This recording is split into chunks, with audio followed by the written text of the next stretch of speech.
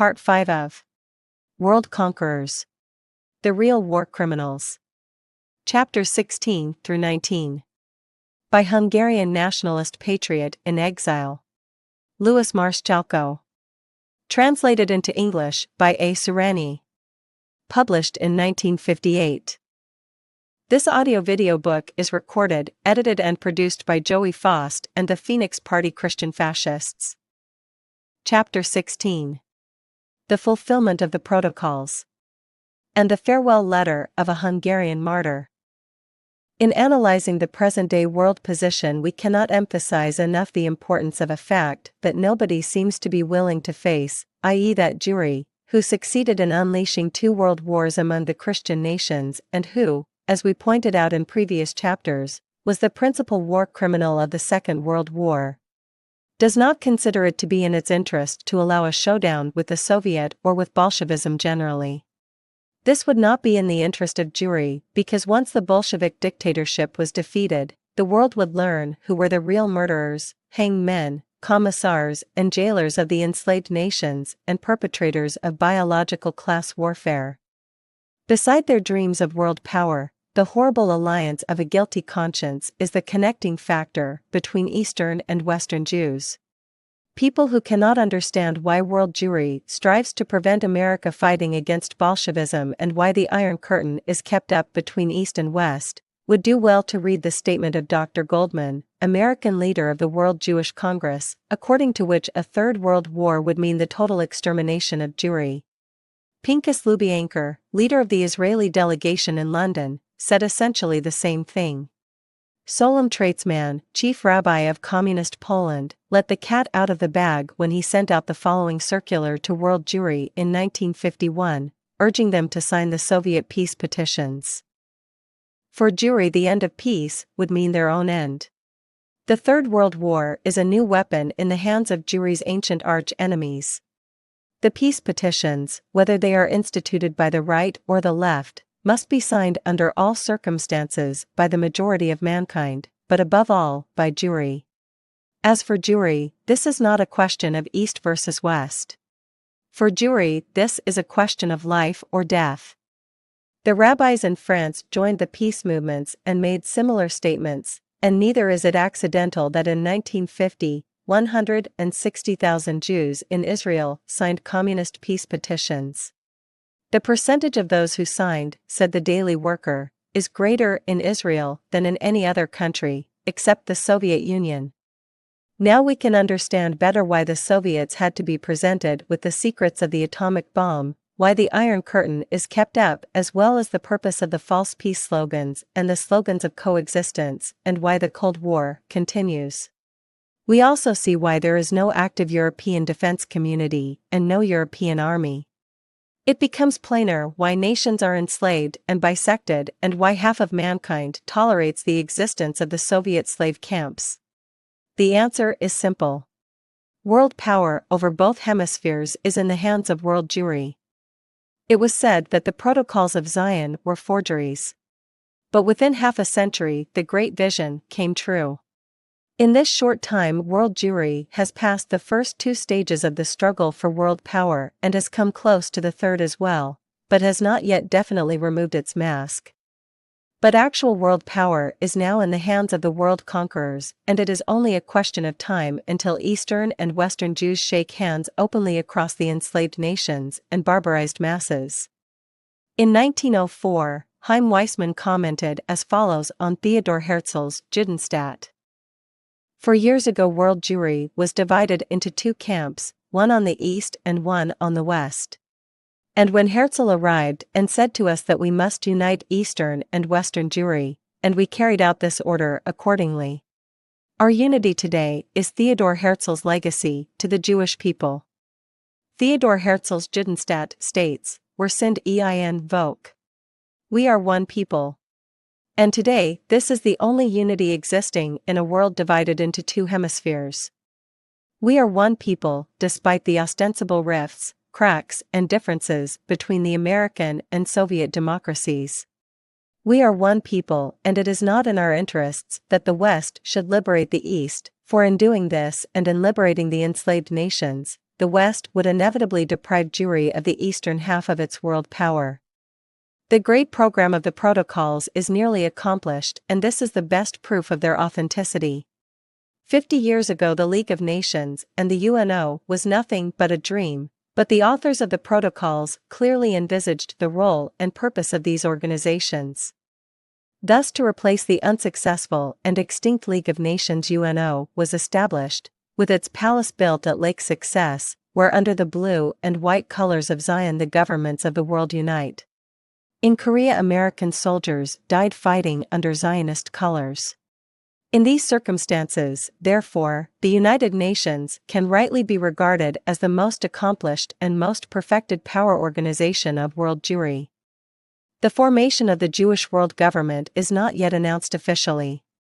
But Einstein, the prophet, together with the Organization of World Federalists and the Federalist organizations of several European countries, are openly proclaiming this.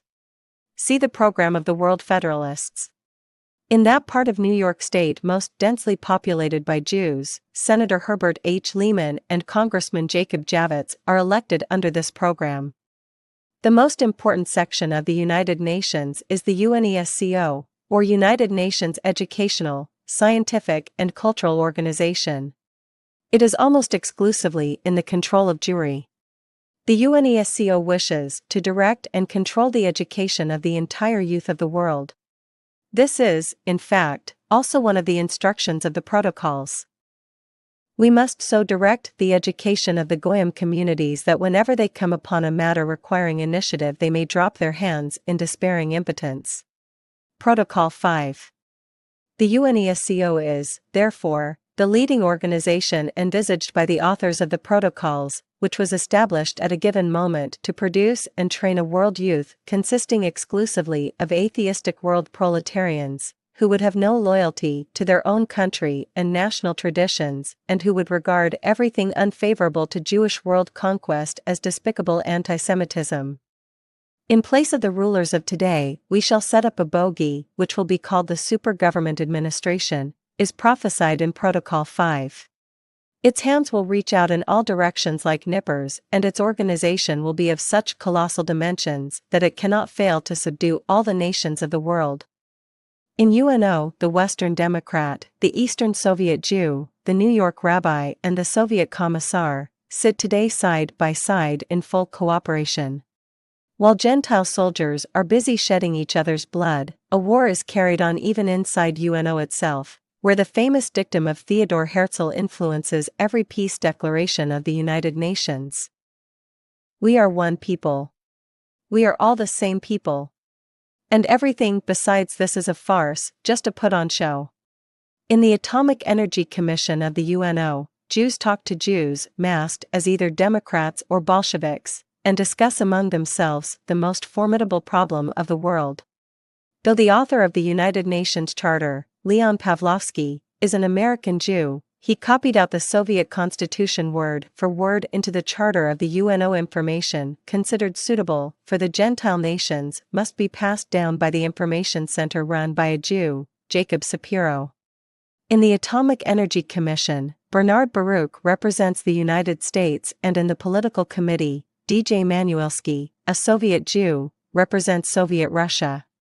The International Labour Organization of the UNO is directed by David A. Morse, whose real name is Maskovich, a Russian Jew.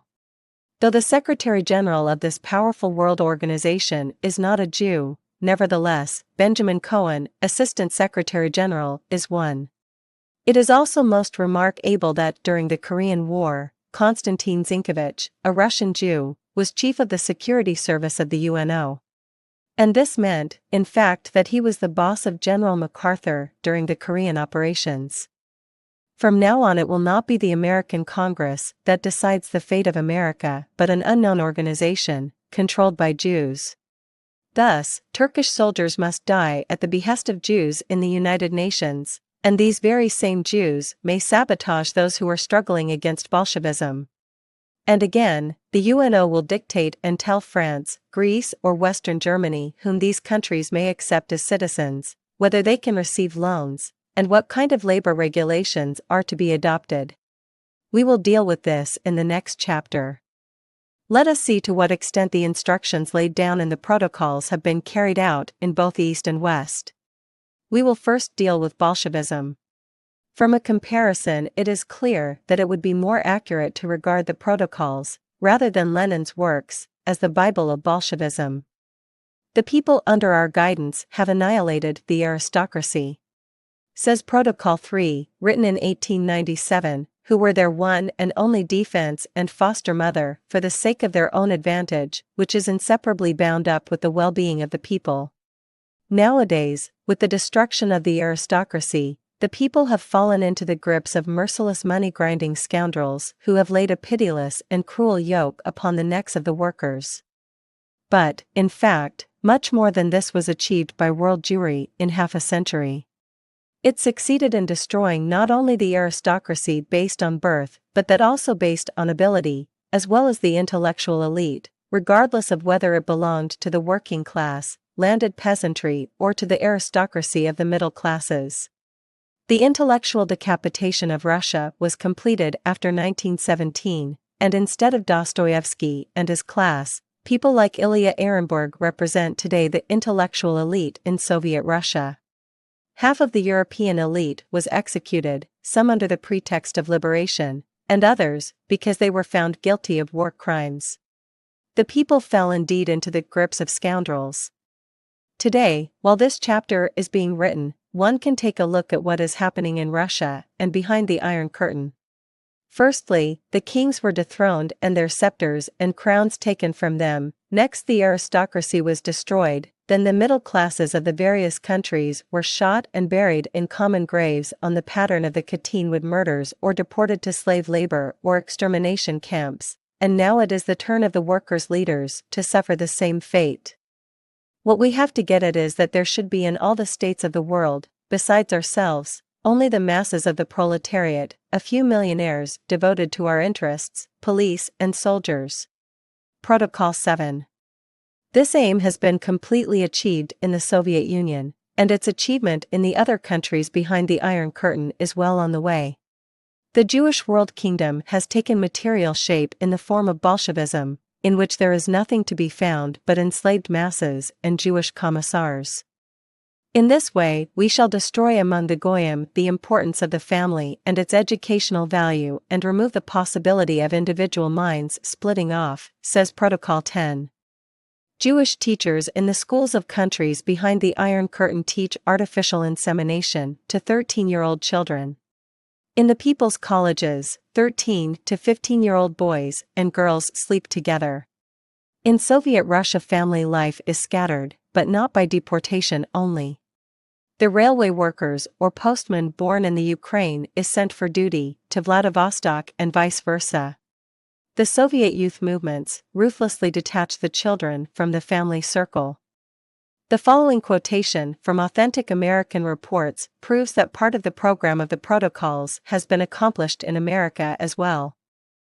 Juvenile delinquency is growing at an alarming rate in America today. The police cannot name a section of the criminal code with which American youth, girls and boys alike, would not be familiar. The murder of parents and of brothers and sisters, as well as all sorts of sexual murders, robberies, hold-ups, bank robberies, common kidnappings, and dope smuggling are not uncommon amongst juveniles. The picture reflected by the statistics is simply appalling. The Hidverok, December, 1955, page 939. In Der Weg, Volume 6, Number 8, we read that in an interview, Herbert Hoover, head of the FBI, gave even more shocking figures. There was a total of 1,790,030 cases of crime during 1951. The daily average of persons murdered or attacked was 301, of houses broken into, 1,129, of persons robbed, 146, and of motor cars stolen, 468. Thus, in every 5 minutes, one murder, robbery, or kidnapping took place. The most disturbing feature of the crime wave is that juveniles are so often involved. Almost daily one reads cases of 15-year-old boys, armed with revolvers, committing hold-ups and armed robberies. According to statistics, hundreds of thousands of young people carry guns. Today in America, a criminal atmosphere appears to have been intentionally produced, which is inhaled with every breath. This begins with children regularly reading lurid stories in the so-called picture comics. More than 100 of these gutter publications produce over 40 million copies. 90% of the children in the 6 to 11-year age group read these horror stories. Detective and crime stories flood the bookstalls in lots of 100,000 or more. 600 authors are working full-time writing and producing them. Perhaps it is right to add that more than 90% of these authors are Jews. The artificially created criminal atmosphere is even more intensified by television, explains the article in Der Weg. Last year, according to the scripts, 16,932 violent deaths were to be seen on the luminous screens of television receivers. 9,652 persons were shot dead by revolvers and 762 more were mown by machine guns. Various investigations held in the high schools brought to light the fact that about half of the students under 18 are habitual dope addicts. Marijuana, heroin, and morphia were mentioned among the narcotics they take. Since we know that the films, television, radio, and press in America are almost exclusively in the hands of Jewry, this crime wave can scarcely be regarded as accidental. The authors of the protocols knew well that the stability of their rule was dependent upon the masses being rendered corrupt and characterless. The program of the protocols was accomplished. The Goyim are bemused with alcoholic liquors, their youth has grown stupid. Protocol 1. In our program, 1/3 of our subjects will keep the rest under observation from a sense of duty, on the principle of volunteer service to the state. It will then be no disgrace to be a spy or informer, but a merit. Protocol 17. Today in the offices, factories, and workshops of the Bolshevized countries, several hundreds of thousands of informers and agents of the regime compete in observing and reporting even the most unimportant matters. Protocol 11 tells us, the Goyim are a flock of sheep, and we are their wolves. And you know what happens when the wolves get hold of the flock. The lethargy of the masses and the terror induced in them proved to be important safeguards for the survival of the Bolshevik regime. Not a single announcement will reach the public without our control, states Protocol 12, and today all censorship in countries behind the Iron Curtain and especially in Soviet Russia is 100% in Jewish hands. When we are in the period of the new regime transitional to that of our assumption of full sovereignty, we must not admit any revelations by the press of any form of public dishonesty. It is necessary that the new regime should be thought to have so perfectly contented everybody that even criminality has disappeared. Cases of the manifestation of criminality should remain known only to their victims and to chance witnesses. No more. Protocol 12. Today behind the Iron Curtain, police news and crime reports are missing from the press. The secret Jewish command in the protocols was faithfully carried out by the new regime 50 years later. When we come into our kingdom, it will be undesirable for us that there should exist any other religion than ours. The learned elders of Zion state in Protocol 14.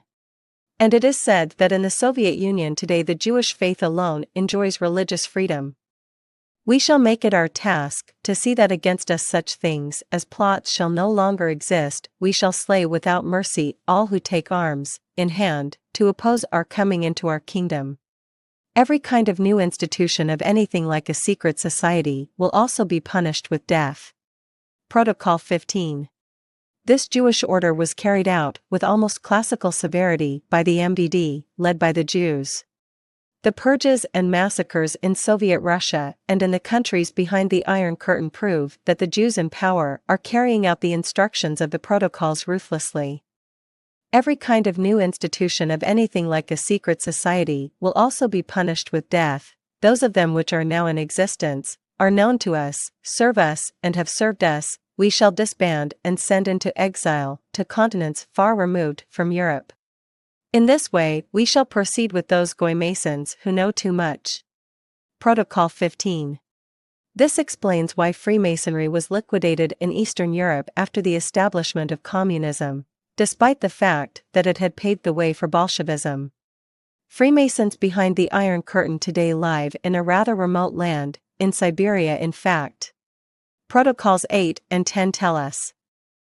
For a time, until there will no longer be any risk in entrusting responsible posts in our states to our brother Jews, we shall put them in the hands of persons who in case of disobedience must face criminal charges. We shall arrange elections in favor of such presidents as have in their past some dark, undiscovered stain. Some Panama or other, then they will be trustworthy agents out of fear of revelations. Protocol 10. This system was employed with ghastly thoroughness by the Bolsheviks in the countries behind the Iron Curtain until their power was firmly established. It can be best illustrated by examples in Hungary. Since 1945, the real holder of power in Hungary was a Muscovite Jew called Matyas Rákosirov. The first president of the republic was Zoltán Tildy, an alcoholic Calvinist priest whose wife, Elizabeth Jainus Gruenfeld, is a Jewess. The second president was Arpad Zakasits, an informer for the Gestapo whose wife was sent to prison for shoplifting. The third president was a gypsy called Alexander Roma who had a Jewish wife. But real power is always in the hands of the Hungarian secret police, AVH, led by Jews. It cannot be allowed that out of fear of a possible mistake an opportunity should be given of escape to persons suspected of a political lapse, says Protocol 18, which goes on. In these matters we shall be literally merciless. There is no possibility of excuse for persons occupying themselves with questions in which nobody except the government can understand anything. And indeed, in Central Europe most political prisoners are rotting in Soviet prisons, in the internment camps of the enslaved countries or in deportation colonies.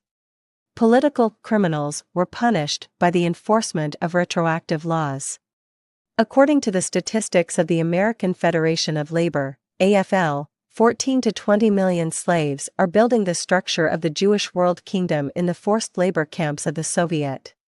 The protocols even give a prescription as to how political prisoners must be treated in order to prevent people feeling sympathy for them. In order to destroy the prestige of heroism for political crime, we shall send it for trial in the category of thieving, murder, and every kind of abominable and filthy crime. Public opinion will then confuse in its conception this category of crime with the disgrace attaching to every other and will brand it with the same contempt. Protocol 19. Anybody closely watching political trials behind the Iron Curtain would realize that here too the leaders of the Soviet Union are following the 50-year-old instructions of the protocols. Thus, under duress, Cardinal Mindszenty was made to confess that he had dealt in currency smuggling, Bishop Lajos Ordas was forced to admit smuggling dollars, and Laszlo Rajk, an ex-communist minister for home affairs, had to plead guilty to larceny. A 1-1 Those who do not like Jewish rule, coded with Bolshevism, are enemies of the people. They commit crimes against one race, i.e. against Jewry. The authors of the protocols are thinking not only of the present but of the future also. They want to secure world power forever, and the only possible way to achieve this is to blot out the historical past from the minds of the youth of all nations. Then these young people will grow up to swell the ranks of the servile masses, bereft of any tradition. Classicism, as also any form of study of ancient history, in which there are more bad than good examples, we shall replace with the study of the program of the future, we read in Protocol 16. Marxism and Leninism also teaches that, we will obliterate from the memory of man all the historical facts of past centuries which could be unfavorable to us. We will abolish all private schools and private education. All this program has been carried out behind the Iron Curtain with extreme precision, the above quoted instructions being followed word for word. The classics are no longer being taught in Soviet schools. The youngsters have to learn the doctrines of Marx and Lenin, together with details of the various 5-year plans and of programs relating to the future. All private teaching is abolished. The Latin language is banned and replaced by Russian. The besmirching of the past and the falsification of history is being carried out systematically. Jewish world rule, pulverizing and rotting everything, can here be seen in its absolute form, in Bolshevism. Jewish propaganda has recently suggested that anti-Semitism exists behind the Iron Curtain. The show trials of a few communist Jews would appear to corroborate this argument, e.g. the cases of Slansky Salzman, Anna Pacher-Rabinovich, Gabor Peter Auspitz, and the execution of Beria. We have sacrificed many of our own, but for that we have now already given them such a position on the earth as they could not even have dreamed of. The comparatively small numbers of the victims from the number of ours have preserved our nationality from destruction. Protocol 15. This explains away the so-called anti-Semitism of Soviet Russia. The bodies of Pacher, Beria, and Slansky appear to be rungs in the ladder leading upwards to world power. What hopes have you got for the future, you men of the West, living in free lands, bombarded as you are by empty phrases proceeding from the lips of Jew-run statesmen and leaders? Can you not see that your much-extolled democracy is really no democracy, but Judeocracy? In the East it is the Tommy gun, in the West it is gold coupled with political influence. Have you any hope, you men of the West, of escaping the fate of your Christian brothers and sisters in the East, whom you have deserted? Perhaps those who are promising you better things are really referring to you amongst themselves in the words of the protocols. The Goyim are a flock of sheep, and we are their wolves. How much of the program of the protocols has been carried out in America up to the present time? When Roosevelt broke off diplomatic relations with Germany on account of the persecution of the Jews, it became clear that the United States of America were by this time in the hands of the secret Jewish government. The Quebec Conference as well as the adoption of the Morgenthau Plan proved that power over America had passed almost completely into the hands of Jewry. The aerial bombings of the Second World War, the revenge campaign of Nuremberg and the Soviet alliance, all reflected an America which retained few of the traditions of the past. The administrators, whom we shall choose from among the public, with strict regard for their capacities for servile obedience, will not be persons trained in the arts of government, and will therefore easily become pawns in our game in the hands of men of learning and genius who will be their advisors, specialists bred and reared from early childhood to rule the affairs of the whole world. Protocol 2. Franklin D. Roosevelt was such a pawn.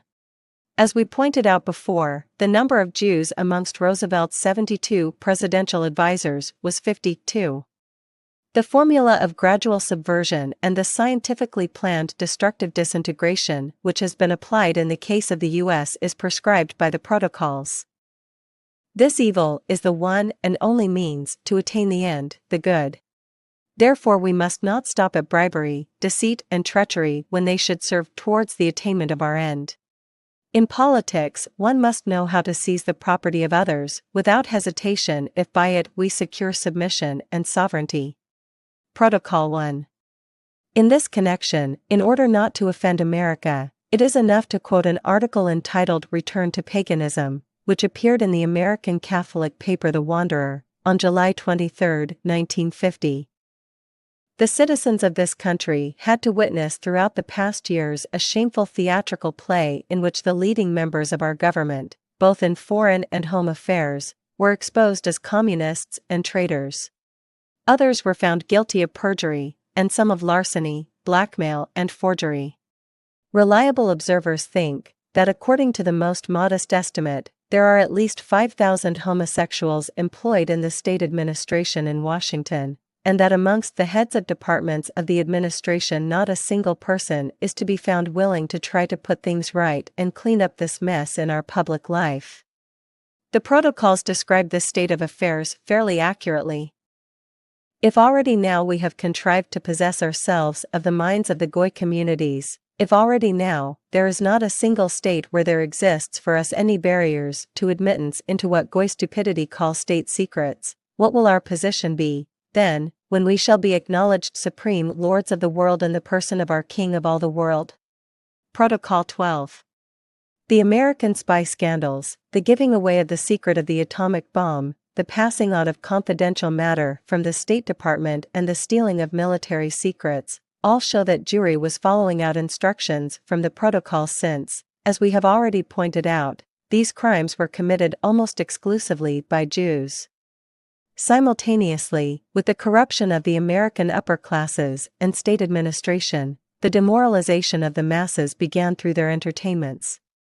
The ignorance of the American masses concerning public affairs is not natural to the American character. This result has been artificially achieved and corresponds with the commandments of the protocols. In order that the masses themselves may not guess what they are about, we further distract them with amusements, games, pastimes, passions, people's palaces. Soon we shall begin through the press to propose competitions in art, in sport of all kinds. Protocol 13. American films are produced today by Louis B. Mayer, Jack Warner, Harry Warner, Nick Schenk, Joe Schenk, Goldwyn, Zucker, and other film kings of similar names. Amongst the leading film stars, there are more than 100 Reds and Communists. 85% of the press is controlled by Jews. These same elements also cater for the masses on radio and television. And so refrigerators are more important today than the manufacture of weapons to defend the free world. Growing more and more disaccustomed to reflect and form any opinions of their own, people will begin to talk in the same tone as we, because we alone shall be offering them new directions for thought, of course through such persons as will not be suspected of solidarity with us. Protocol 13. All this has happened. Today, the press, the radio, the films, and television divert public attention from vital national and international problems. The gigantic network of the entertainment industry represents not only the sunny side of life, but remains at the same time the most formidable weapon for the destructive ambitions of a certain race. Not a word is uttered by the press against this state of affairs. The very emphasis of the word freedom is often nothing else but hypocrisy, or perhaps an excuse for Jewry to do as it pleases. It is enough to read Dorothy Thompson's article, in which she admits that she was unable to find an editor willing to give space in his paper to her serial condemning the hatred artificially created in order to wage war.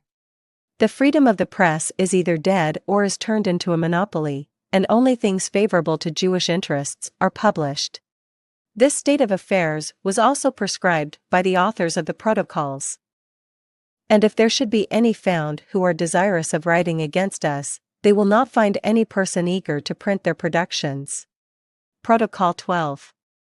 Those American papers which understand the Jewish questions are kept going only by private donations.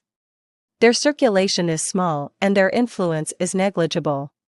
The truth that they champion and preach cannot reach the great reading public. We have got our heads into the administration of the law, into the conduct of elections, into the press, into liberty of the person, but principally into education and training as being the cornerstones of a free existence. Protocol 9. The notorious Felix Frankfurter is today one of the judges of the American Supreme Court. In his book, The International Jew, Henry Ford raised objections many years ago to the Judaization of the administration of justice. Today in New York courts of justice, Jews make up the majority of the judges. Justice is no longer blindfolded, she looks out carefully so as to recognize and favor the world-conquering race. As at Nuremberg, Jewish nationalism administers the kind of justice that favors Jewish nationalists. It is well known that public education is in the hands of Jewry. Various educational organizations, leagues, and associations supply young people with obscure and misleading socialistic ideas. The American Liberty League, under the direction of Robert Filene, the well-known Jewish multimillionaire of Boston, is the largest of these organizations. As Flynn writes in his book, The Road Ahead, it came to light that between 60 and 70 professors of Chicago and Harvard universities were active members of the Communist Party. One of these professors belonged to 14 Bolshevik Front organizations.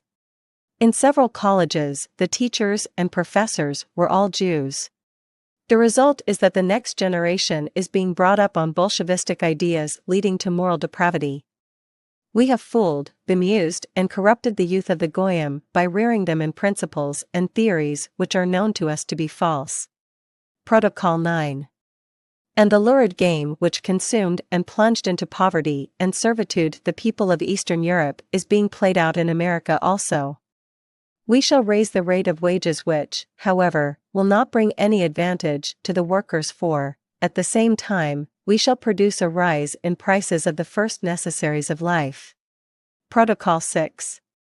Although the great wealth of the soil raised the living standards of American workers to fabulous heights, the end of this economic game is always the same.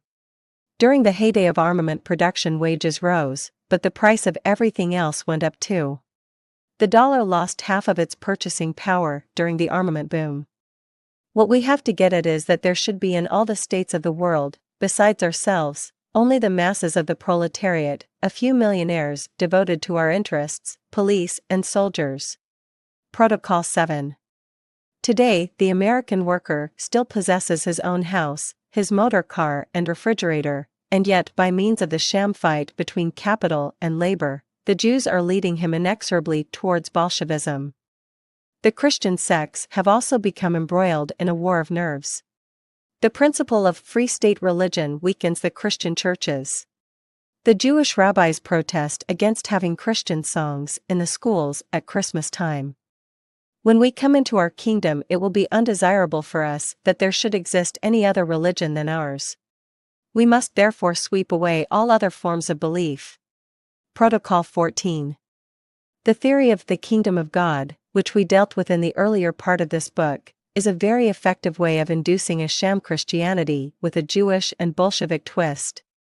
Moreover, in the background of the various sects, the same mysterious power is found which is referred to by the protocols and known as Freemasonry.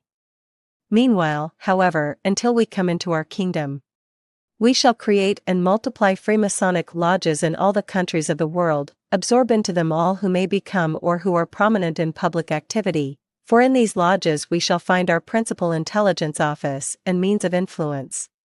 All these lodges we shall bring under one central administration, known to us alone and to all others absolutely unknown, which will be composed of our learned elders.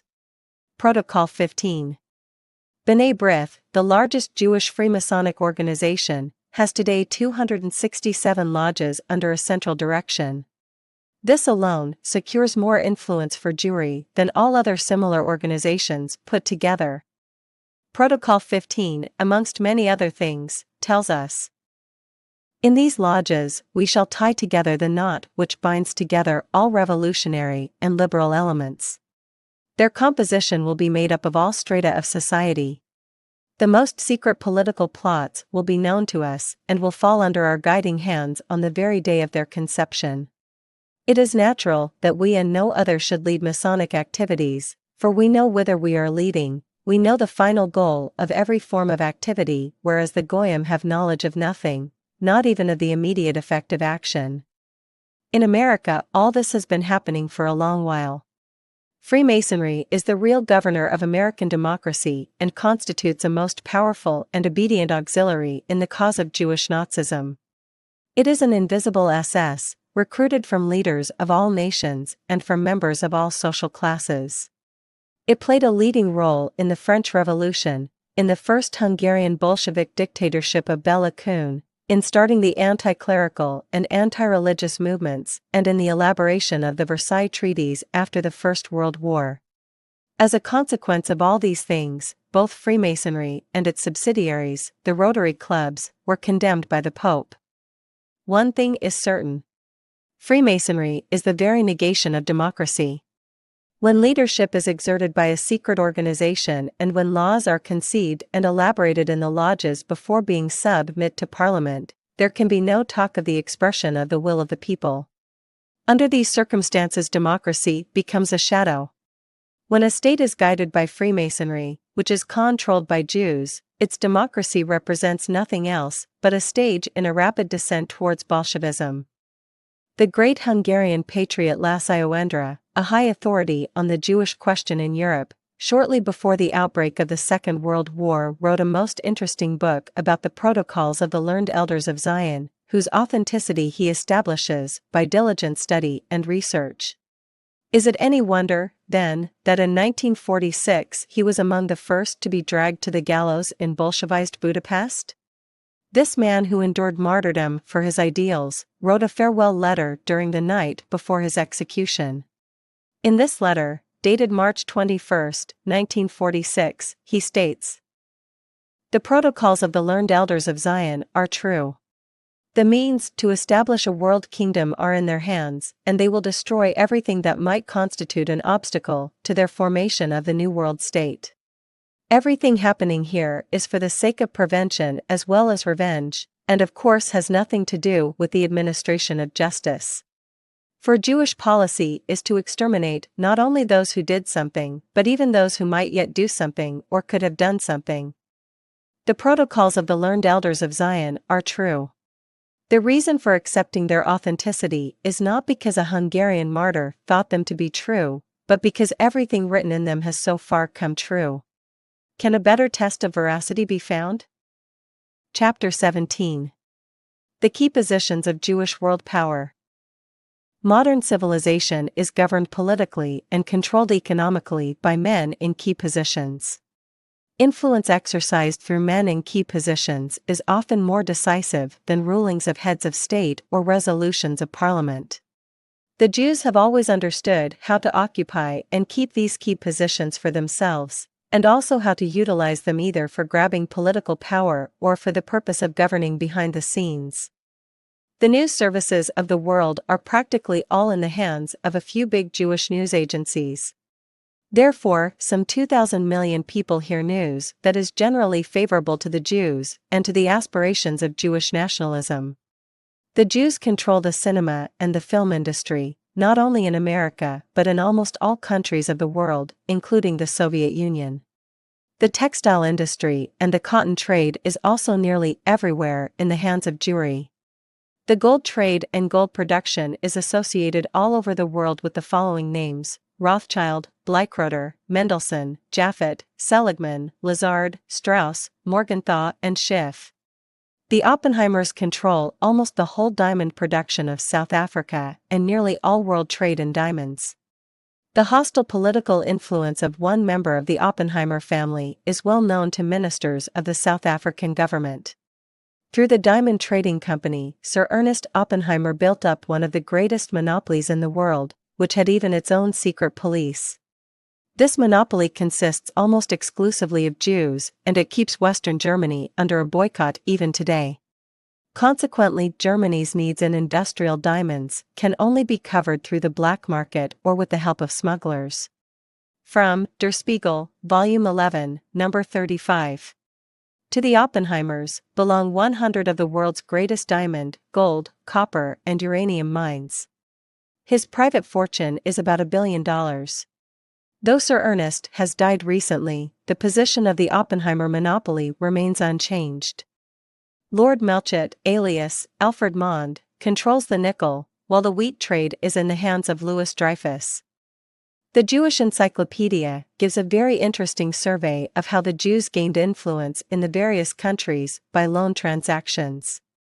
The Stearns and Goldschmidts in Portugal, Baron Hirsch in Turkey, the Rothschilds in France, the Strasburgs in Romania, Poljakov, Speyer and Company in Russia, and Kuhn, Loeb and Company financed the building of the railways in the United States. The Jewish Encyclopedia also confirms that the mercury trade is in the hands of the Rothschilds. Barnado brothers and Wernick, Bett and Company control an important part of the diamond trade, Levinson and Guggenheim the copper trade, and Graustein and Dreyfus the paper industry. But even more interesting than the Jewish Encyclopedia is an issue of the Edmondson Economic Service Bulletin, dated 1939, from which it can be seen that the 440 wealthiest American families, meaning here old established Gentile millionaires, possess altogether $25 billion, whilst a handful of American Jews possess wealth computed at $500 billion. Even such a small and relatively little-known Jewish concern as the Insel Brothers exercises control over $5 billion. Syria is a typical example of the malign influence of the world conquerors. Hatikva, the Zionist paper written in Hungarian, boasts that the whole economic life of Syria is under the control of a 60,000 Syrian Jewish minority. Almost 100% of the professors in the University of Damascus are Jews. According to Zionist sources, the 60,000 Syrian Jewish minority holds key positions in the economic life and plays a major role in the cultural, industrial, and commercial life of Syria. As a result of this, Syria, while living in a realm of fantasy, is drifting dangerously nearer to becoming a Soviet satellite. The Suez Canal itself, the nationalization of which almost embroiled mankind in a Third World War, was controlled for almost 100 years by the financial interests of the world conquerors. Originally, Disraeli, the Jewish Prime Minister of Great Britain, acquired a large holding of the canal shares for the British government. The Rothschild banking house of London made a profit of more than £100,000 on the first credit transaction alone. When the Egyptian President Nasser wanted to terminate one of the greatest business interests of the world conquerors, Israel, Great Britain and France vainly attempted to protect them with fleets, tanks and rockets. In previous chapters, we have quoted the protocols and pointed out paragraphs giving directions how to establish a government over all other governments. It is stated in Protocol V that, in place of the rulers of today, we shall set up a bogey which will be called the Super Government Administration.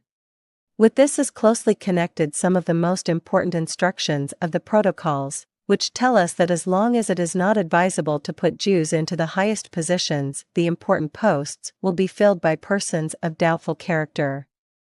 It must be noted that Jewry, as a most disciplined nationalism, obeyed this order without fail. Be it Soviet dictatorship or American democracy, Jews everywhere fill positions behind a Gentile front.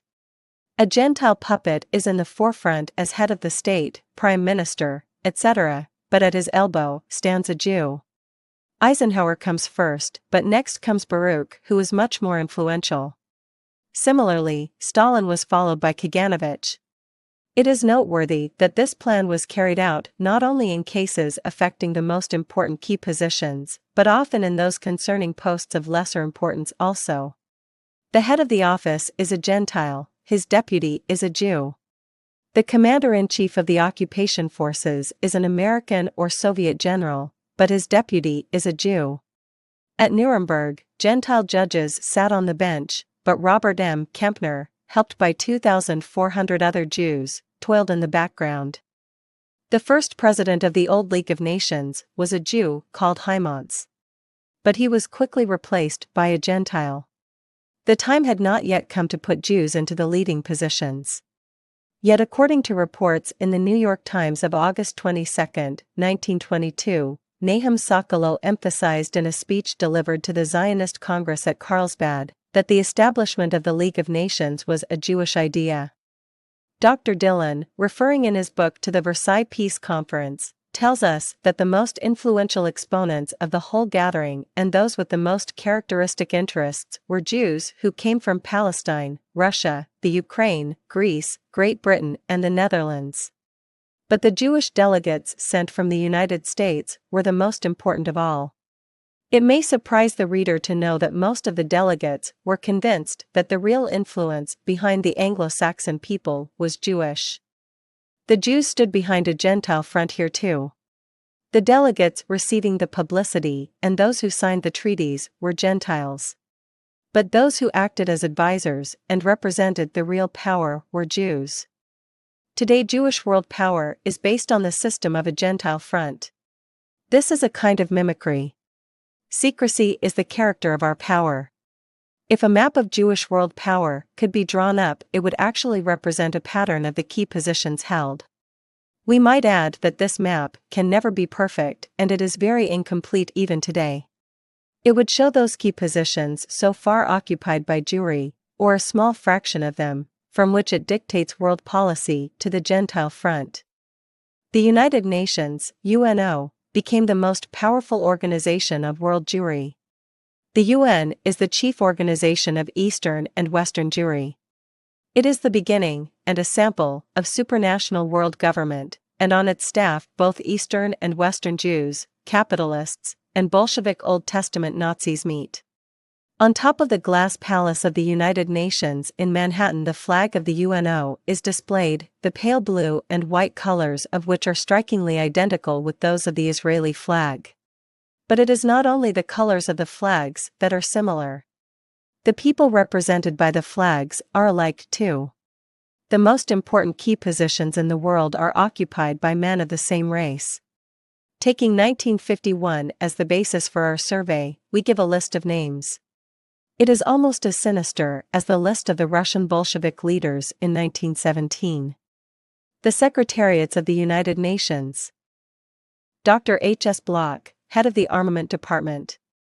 Antoine Goldet, Principal Director, Department Economic Affairs. Ansgar Rosenberg, Special Advisor, Department Economic Affairs. David Weintraub, Director, Economic Stability and Development. Karl Lachmann, Head of the Fiscal Department. Dr. Leon Steinig, Director of Narcotics Division. Henry Langier, Deputy Chief of the Department of Social Welfare.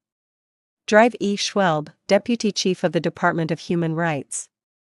H. A. Wieschoff, in Administrative Department of the Non-Autonomous Territories. Benjamin Cohen, Assistant Secretary General, Public Information Department. Dr. Ivan Kernow, Deputy Secretary General, Legal Department. Abraham H. Feller, Head and Chief Advisor of the Legal Department. J. Benoit Levy, Director, Films and Visual Information Bureau Division. Mark Schreiber, Legal Advisor. G. Sandberg, Legal Advisor to the Department of Codification of International Law. David Zabludowski, Head of the Printing Department. George Rabinovich, Head of the Department of Interpreters. Max Abramovitz, Deputy Chief of the Planning Office. P.C.J. Kien, Head of the Accountancy Department. Mercedes Bergman, Official of the Personnel Department. Dr. A. Seiger, Head of the Health Clinic. Paul Rodzianko, Secretary of Appeals Board. UN Information Bureau. Jerzy Shapiro, Head of UN Central Information Bureau in Geneva. B. Lightgeber, Head of UN Central Information Bureau in New Delhi. Henri Fast, Head of UN Central Information Bureau in Shanghai. Dr. Julius Stawinski, Head of UN Central Information Bureau in Warsaw. International Labour Office. David A. Morse, alias Moscovich, Head of the Department of ILO, Geneva. 3 of the 4 chiefs of ILO are Jews. They are Altman, Poland, David Zellerbach, USA, Finnet, Belgium. V. Gabriel Garces, Ecuadorian correspondent and delegate. Jan Rosner, Polish correspondent and delegate. Food and Agricultural Organization. Andre Mayer, First Vice Chairman. A.J. Jacobson, Danish delegate. Mim Libman, Head of the Department of Chemical Fertilizers. E. de Vries, Dutch delegate. Gerda Cardos, Head of the Fibers Department. M. Ezekiel, Head of the Economic Analysis Branch. B. Cardos, Head of the Department of Miscellaneous Commodity Section. M. A. Huberman, Head of the Technical Forestry Department. J. P. Kagan, Technical Officer Logging and Equipment Section. J. Mayer, Head of the Food Office. F. Wiesel, Head of the Administrative Department. United Nations Educational, Scientific and Cultural Organization, or the U.N.E.S.C.0. Out of the 4 members of the Executive Committee, Alfred Sommerfeld and Paul Carnero are Jews. J. Eisenhardt, President of the Re-Educational Committee. Miss Lofman, Head of Department of International Understanding and Education. Dr. O. Kleinberg, Departmental Head. H. Kaplan, Head of the Public Information Bureau. C. H. Weitz, Head of the Administrative Department. B. Abramsky, Head of the Department of Housing and Travel. S. Samuel Selsky, Head of Personnel Bureau. B. Wermiel, Head of the Administrative Employment. Dr. A. Welsky, Head of the Office of Scientific Cooperation. International Bank of Reconstruction and Development. W. M. Mendels, Secretary. Leonard B. Rist, Economic Director. Leopold Kemela, President and Chairman of the Board. E. Polask, Member of the Czechoslovakian Board of Governors. Governors, Czechoslovakia. P. Mendez France, Member of the French Board of Governors. A. M. de Jong, of the Board of Governors of Holland. D. Abramovich, of the Board of Governors of Yugoslavia. International Monetary Fund.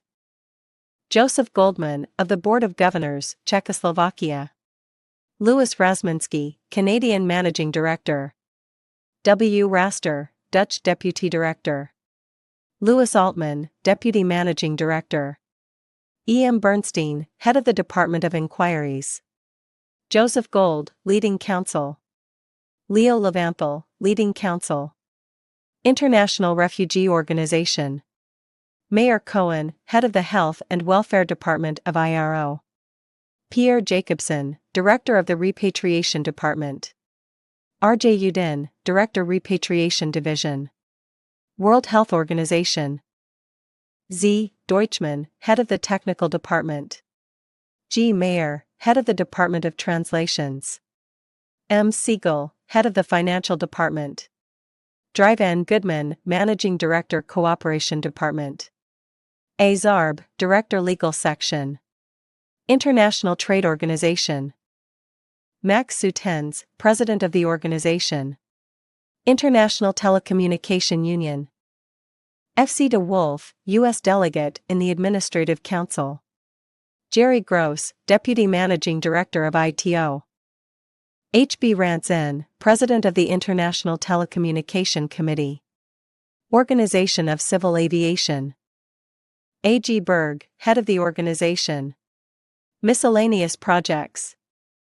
Colonel A. C. Katzen, Representative of UN in Korea. George Novshin, UN Information Officer in Korea. Ernest A. Gross, Second Delegate of the USA to UNO. Isidore Lubin, Head of the Economic and Employment Committee. Julius Katsaki, Permanent Delegate of Poland. Dr. Aleš Bebler, Permanent Delegate of Yugoslavia. The lists already quoted show that the vital key positions are held everywhere by Jews. Let us now make a detailed examination of the highest political government of the United States. Between 1945 and 1951, the non-Jewish Harry Truman stood in the forefront, but according to a statement in the Chicago Tribune, the second line, the secret government of the USA, consisted of the following members: Morgenthau, Herbert H. Lehman and Felix Frankfurter. At the same time as Marshall was Secretary of War, Mrs. Anna Rosenberg, a Jewess from Budapest, acted as Deputy Secretary of War. During the Truman administration, although Dean Acheson was Secretary of State, foreign affairs were, in fact, directed by Felix Frankfurter. At the same time it was said that Bernard Baruch was the real president of the USA. Since, according to the Hidden Empire, 82% of the employees of the State Department were Jews, we cannot be surprised at this state of affairs. The sad picture is completed by the key positions in the American Immigration Office, together with those in Big Capital, the press, the film industry, radio, and television being in the hands of Jewry. Here we may add that, according to the same authority, Jews controlled at least 60% of the national income of the USA. In any case, it must be put to the credit of the little Harry Truman that during his administration the investigations of the McCarthy Committee were able to progress undisturbed. After Roosevelt's death, the White House, which Harry S. Truman took over, resembled a synagogue. When Truman left, there were hardly any members of the world conquerors in the White House. David K. Niles was evicted from it, and so was Samuel Roseman. During the Eisenhower administration, the position has not improved but has become rather worse. The McCarthy investigations ceased and the world conquerors evicted by Truman were replaced by other Jews.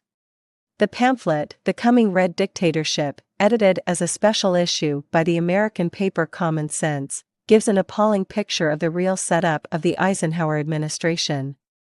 Eisenhower's chief economic advisor, for instance, is a young Jew called Arthur F. Burns, one of Bernard Baruch's men planted in the White House.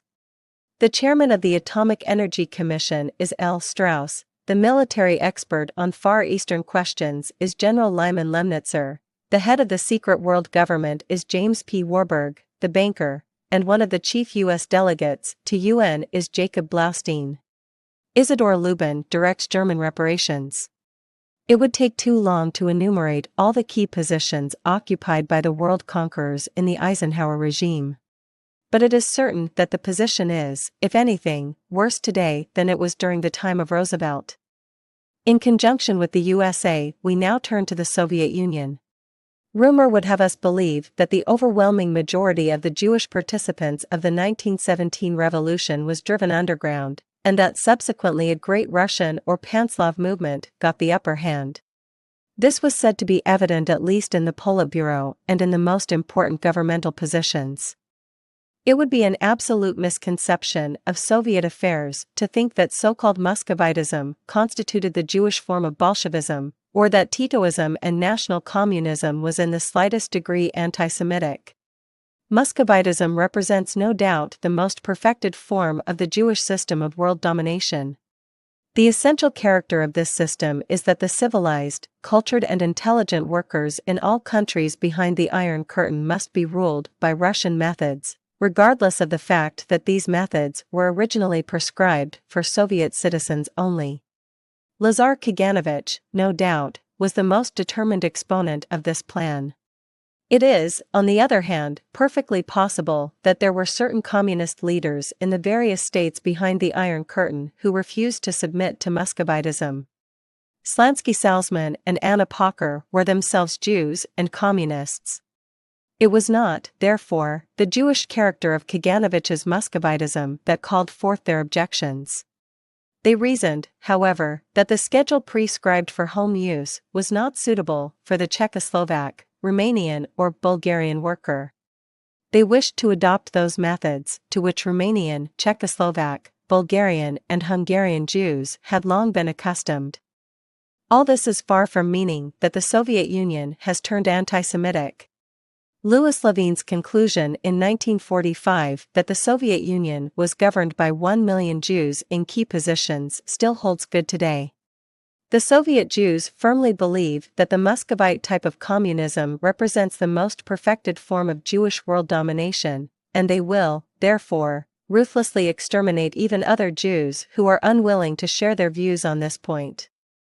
In the Soviet Union, Lazar Kaganovich was as predominant an exponent of how the world conquerors rule behind the Gentile front as is Bernard Baruch in the Democratic United States of America. The real dictator is here, whether it be behind Stalin, Malenkov or Khrushchev, that he acts. His younger sister Rosa Kaganovich was Stalin's third wife, while his son Mikhail Kaganovich married Stalin's daughter Svetlana. The recent removal of Kaganovich does not mean much. He retired for the time being, but the 1 million world conquerors in key positions remain the real masters of Soviet Russia. Molotov's relations are interesting to record. He is not a Jew, but his wife Karpovskaja, the younger sister of Samuel Karp, the American multimillionaire oil magnate, is a Jewess. Out of the 9 members of the former Politburo, Kaganovich and Mikoyan were Jews. Sabirov most probably also belonged to the world conquerors, and Swernik was a substitute member. Like the democracies, a characteristic feature of the Soviet system is that the visible leaders are not usually the real rulers. Thus Vladimir Ashberg, a Jewish banker, plays a most important role in the Soviet Union. His position resembles that of Morgenthau during the Roosevelt era. He is in various degrees of relationship with all the important Jewish banking families, and he is also a member of the Jewish World Congress. He is the chief financier of the Soviet Union. If we examine the holders of key positions in the Soviet Union, we will see that this country also is under the control of the Jews. The year in question is 1951. Professor Mark Myton, president of the Science Academy of the Soviet Union, the highest authority on Marxist-Leninist ideology, and editor of the Commonform paper for Lasting Peace and People's Democracy, is a Jew. Also a Jew is Pavel E. Yudin, one of the most important people in the Soviet Union, head of the History Department of the Soviet Union's Science Academy, deputy chairman of the publishing house of popular scientific works, editor of the Cominform paper which publishes official Soviet propaganda, one of the chief leaders of the purges behind the Iron Curtain. Political advisor of the Red Army in the East German occupation zone and the present dictator of Eastern Germany. MZ Sabirov, president of the State Planning Office and Planning Committee, is a Jew.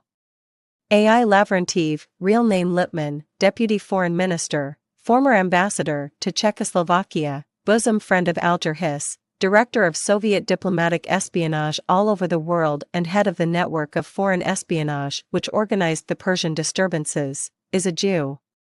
Eugene Varga Weisfeld, head of the World Economic and Political Institute of the Soviet Union, one of the most important leading officials of the Soviets' economic life, is a Jew too. Ilya Ehrenburg, propaganda chief, writer of Pravda leading articles, leading publicist of Soviet ideology, and the director of the Cominform peace movement, is a Jew. Leonid Menikov, Soviet ambassador to Romania, is a Jew. I. Nosenko, Minister of Heavy Industry and Transport, is a Jew. Anatol Yakovlev, Soviet ambassador to the U.S. during the hearings of the Rosenberg treason case, and now one of the heads of Soviet espionage, is a Jew. M.N. Svernik, former president of the Soviet Union, and now leader of the Russian trade unions, is a Jew. A.F. Gorkin, Secretary General of the Presidium of the Supreme Soviet, is a Jew. David Zaslowski, editor of Pravda, is a Jew. S.A. Losowski, former head of the Soviet Foreign Office, and now director of the Soviet Information and News Service, is a Jew. Professor I.P. Trelin, Attorney General of the Soviet Union, former Muscovite member of the Committee for the Prosecution of War Criminals, and director of the Law School of Moscow, is a Jew. Boris Stein, director of the Diplomatic Service School of the Soviet Foreign Office, one of the Soviet delegates to UNO, is a Jew. The Soviet Foreign Office is so full of Jews that Russians humorously refer to it as the synagogue. Frank Schul, one of the leading exponents of world communism, who speaks 16 languages, is also a Jew. In 1950, he was leader of the Red Terrorists in Indochina, and at present he is head of N3 Group. As such, he directs the extermination of anti-communists behind the Iron Curtain. S.V. Kraftanov, Minister of University and High School Education in the Soviet Union, is a Jew.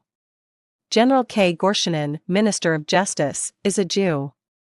Jacob Malik, previously Chief Soviet Delegate to UNO, and at present Soviet Ambassador in London, is a Jew. Major General Boris Razin, Military Attaché in Great Britain, is a Jew. Solomon Abrahamovich Rybak, Deputy Director of the Soviet Atomic Energy Committee and also Security Chief of the Special Department of MVD, which controls the atom scientists, is a Jew. Colonel I. Vigdor, Counter-Espionage Officer, commissioned to the Security Service of Soviet Atomic Research, is a Jew.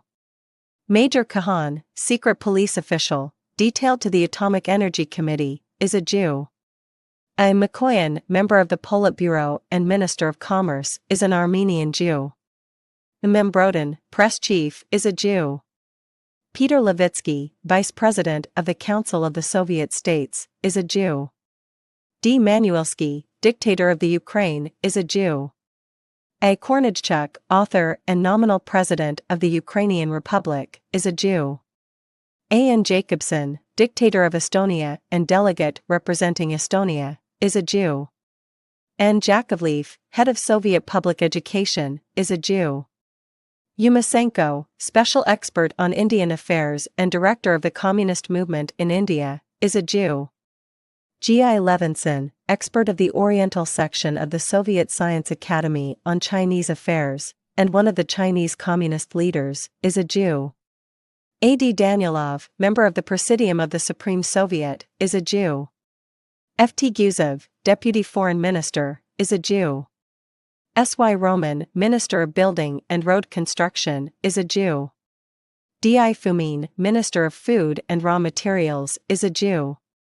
Jacob Schuritz, Soviet Ambassador to Brazil, is a Jew.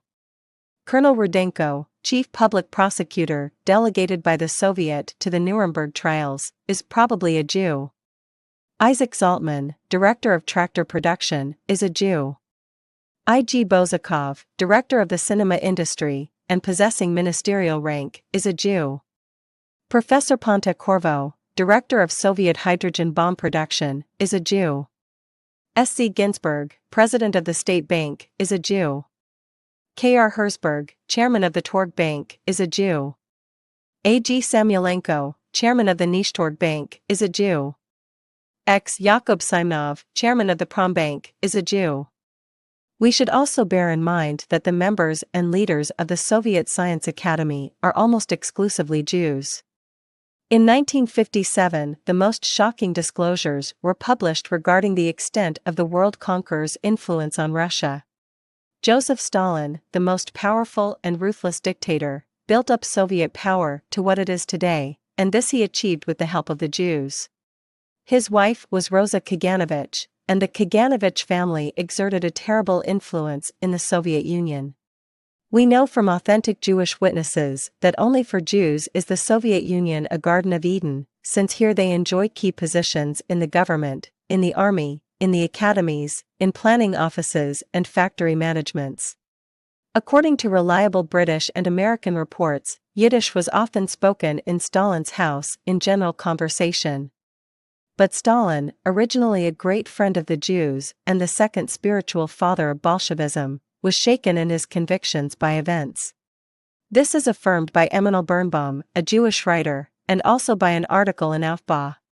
Stalin's faith in the Jews was shaken when Hitler's armies reached the circular railway lines on the outskirts of Moscow, enabling Stalin to see what degree of panic spread among the 500,000 Muscovite Jews, who fled, leaving to its own devices the great and glorious Bolshevik Revolution which had done so much for them.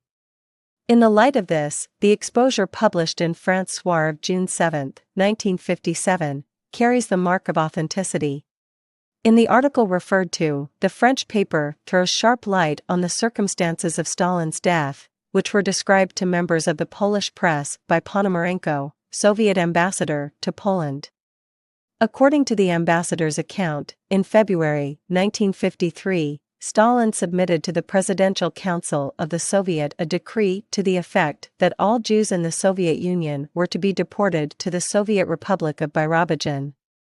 Many Poles, Russians, Georgians, Estonians, Latvians, Lithuanians, Hungarians, and others, more than the total number of Jews in the Soviet Union, had previously been deported on Stalin's orders, but against these deportations not one of the Soviet leaders ever raised a word of protest. But when, as we learn, Stalin wanted to touch Jewry, all the Soviet leaders immediately turned against him. Kaganovich and Molotov, whose wife is Jewish, immediately stepped in, and Voroshilov, whose wife is also Jewish, said that he would quit the Communist Party at once if Stalin dared to touch Soviet Jews. According to the account of Ponomarenko, Stalin flew into a livid rage, as a result of which he suffered a heart attack from which he collapsed and died on the spot. The account of the Soviet ambassador at Warsaw is perfectly credible. But Stalin's death was said to be in March and not in February 1953. If that is so, perhaps his death was not instantaneous, due to a heart attack, but caused by something else, perhaps a dagger thrust, a revolver bullet, or poison, killed him. The avenging arm of Jewry can reach far. But this story becomes even more sinister if we examine what happened after Stalin's death. The well-informed Hungarian Weekly Way and Purpose, Volume 9, Number 8, page 10, published a most interesting article portraying Khrushchev. This paper states that Khrushchev's biography was recently published in America. It was written by a Jew, and from it we learn that Stalin's successor, the most powerful person in the Communist Party, comes from the Ukraine and is the son of a Cossack blacksmith. While a young man he lived in the Ukrainian town of Mariupol, Zhdanov, a port on the Sea of Azov, and as a turner earned good wages.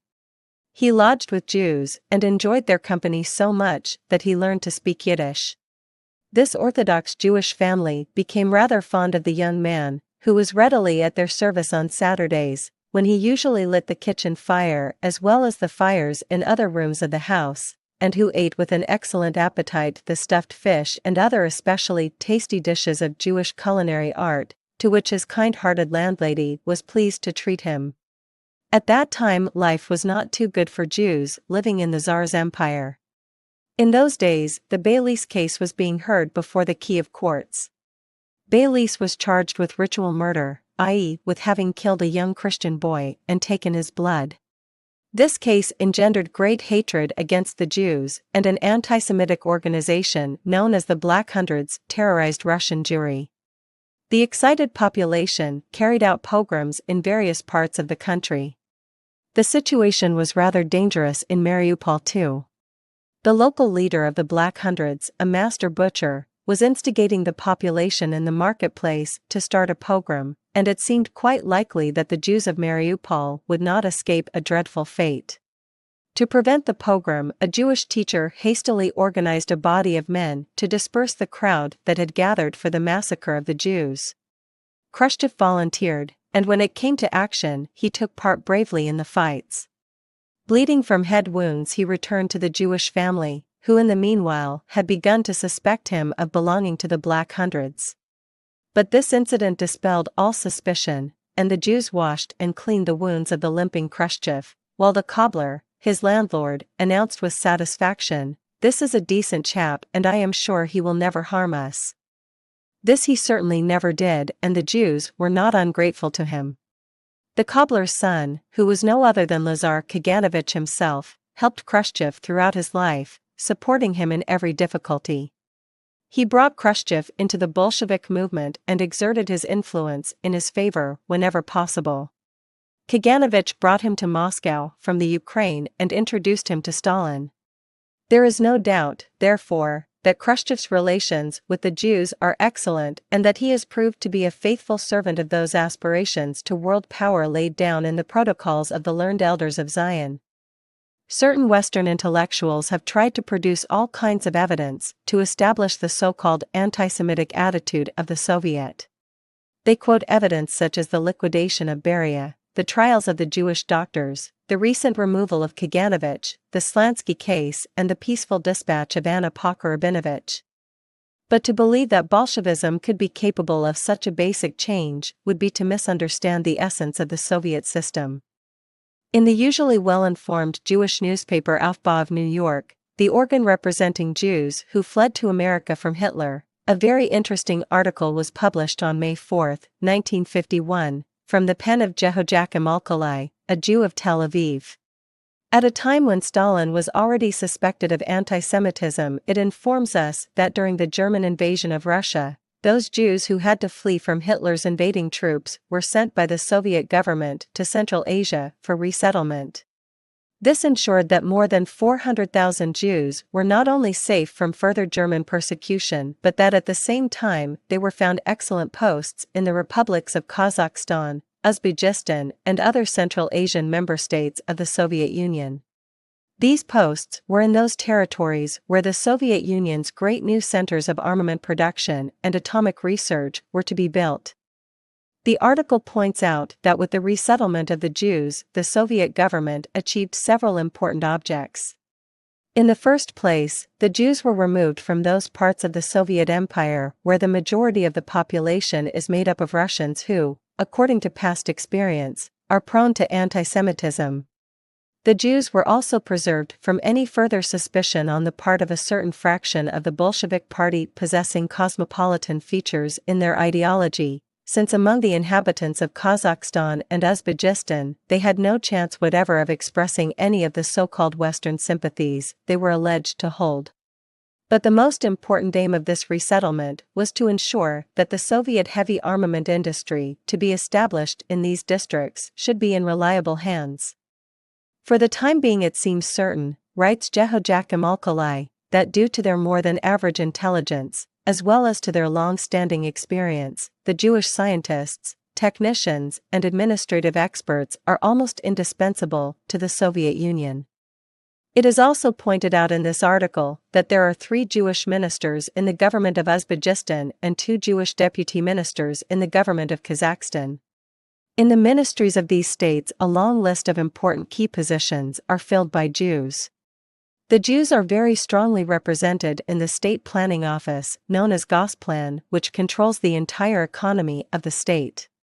Among the party executives, this same paper informs us, are many Jews, and they abound especially in Agitprop, the Ministry of Propaganda. In commercial, trade and industrial organizations, Jews are also employed as directors and leading scientists. Finally, this well-informed Aufbau article concludes by stating that the economic and social position of the Jews is much better in the Central Asian Soviet republics than in any other part of the Soviet Union. What in fact happened was that Soviet Russia successfully transferred the basis of her power. The best and most indispensable elements of Jewry were transferred to the new and vitally important industrial regions. The armament industry and the uranium production of the Soviet Union is in Jewish hands and under Jewish administration. Thus, a second and a third Iron Curtain was built, hiding the world conquerors behind the Ural Mountains.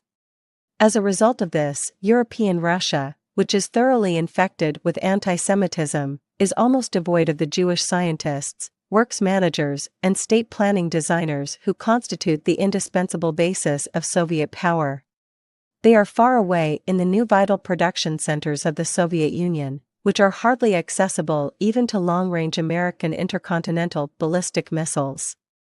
It is also worth noting that according to the report in Aufbau in 1951, Lazar Kaganovich was still controlling this new strategic Soviet power center. He was elected into the Soviet Politburo by the Tashkent district of the Republic of Uzbekistan. It is also certain, according to Aufbau, that these high Jewish officials, leaders of the Soviets' political, economic, and cultural life, were sent to these regions with a definite mission. A gigantic ring of key positions has been erected behind the second and third Iron Curtains, which governs the entire Soviet Union. On this is based the whole future of the Soviet system.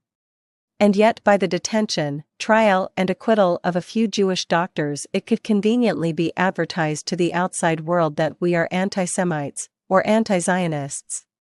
Although Lazar Kaganovich was removed from the visible post he previously held in European Russia where he was well known, he was nevertheless neither hanged nor imprisoned.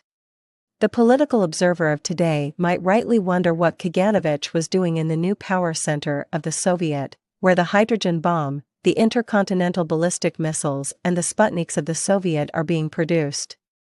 In 1956 a delegation of the French Socialist Party, led by its Secretary-General, Pierre Cumin, visited the Soviet Union.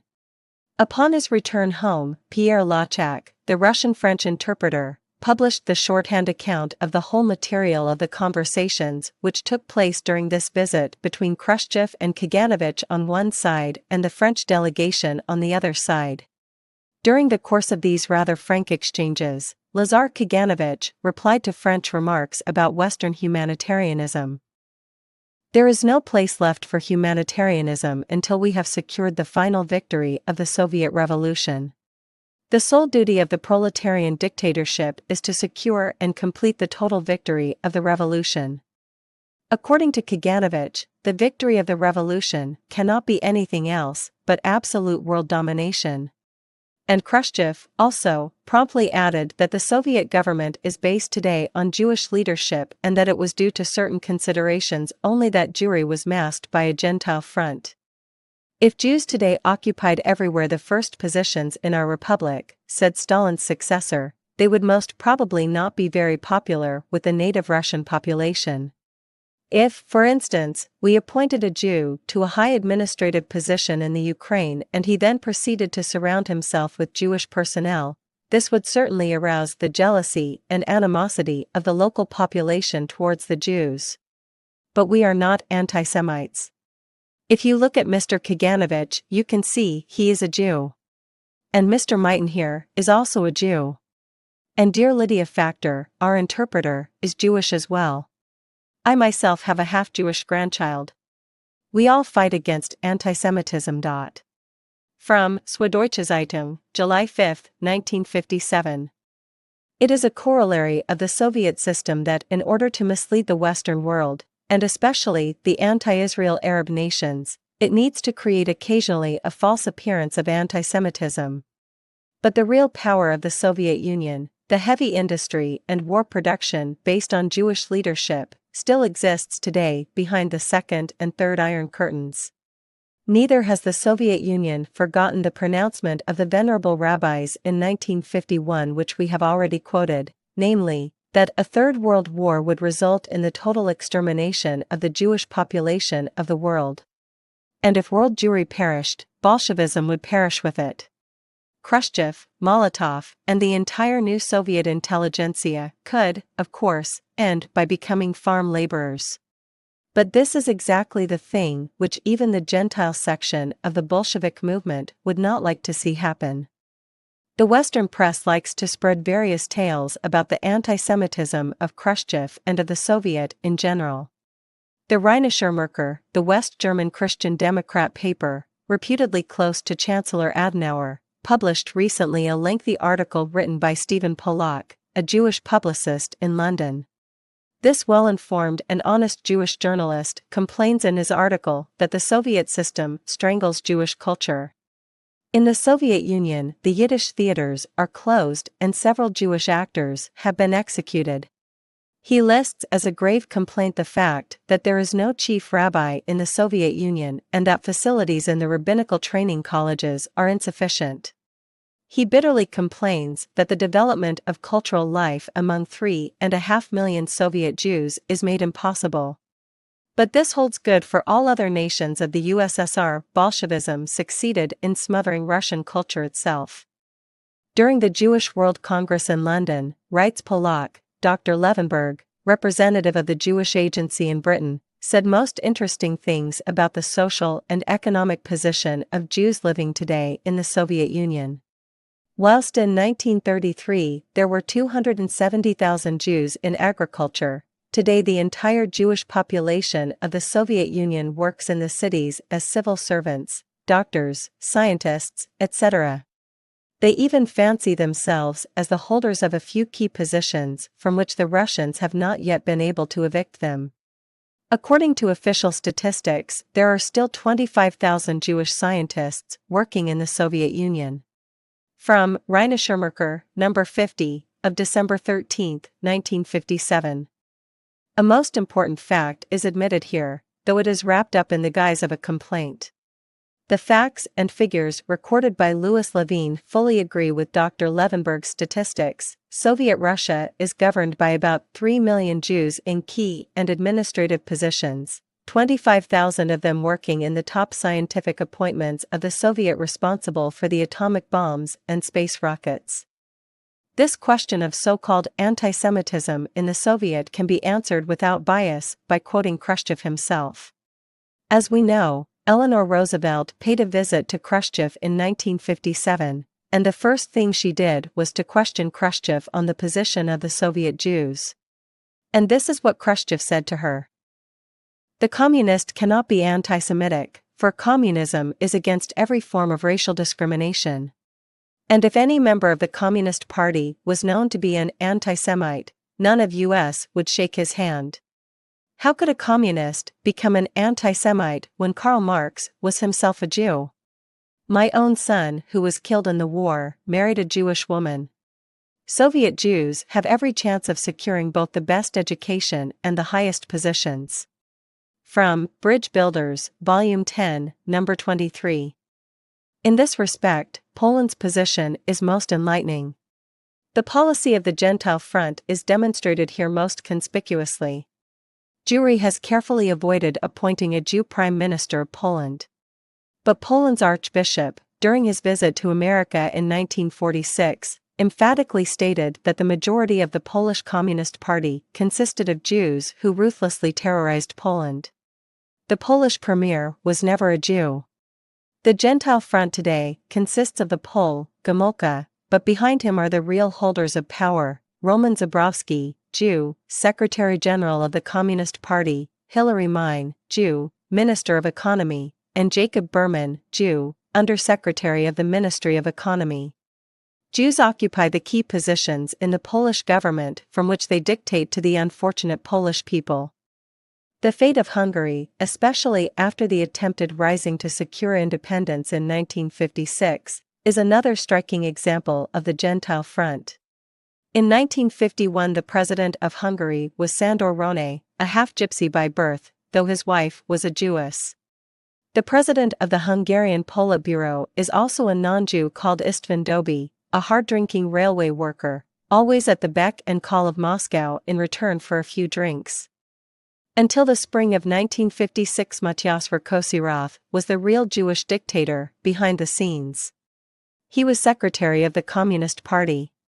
Another important Muscovite Jew, called Erno Jarosinger, took over this role from Rákosi later.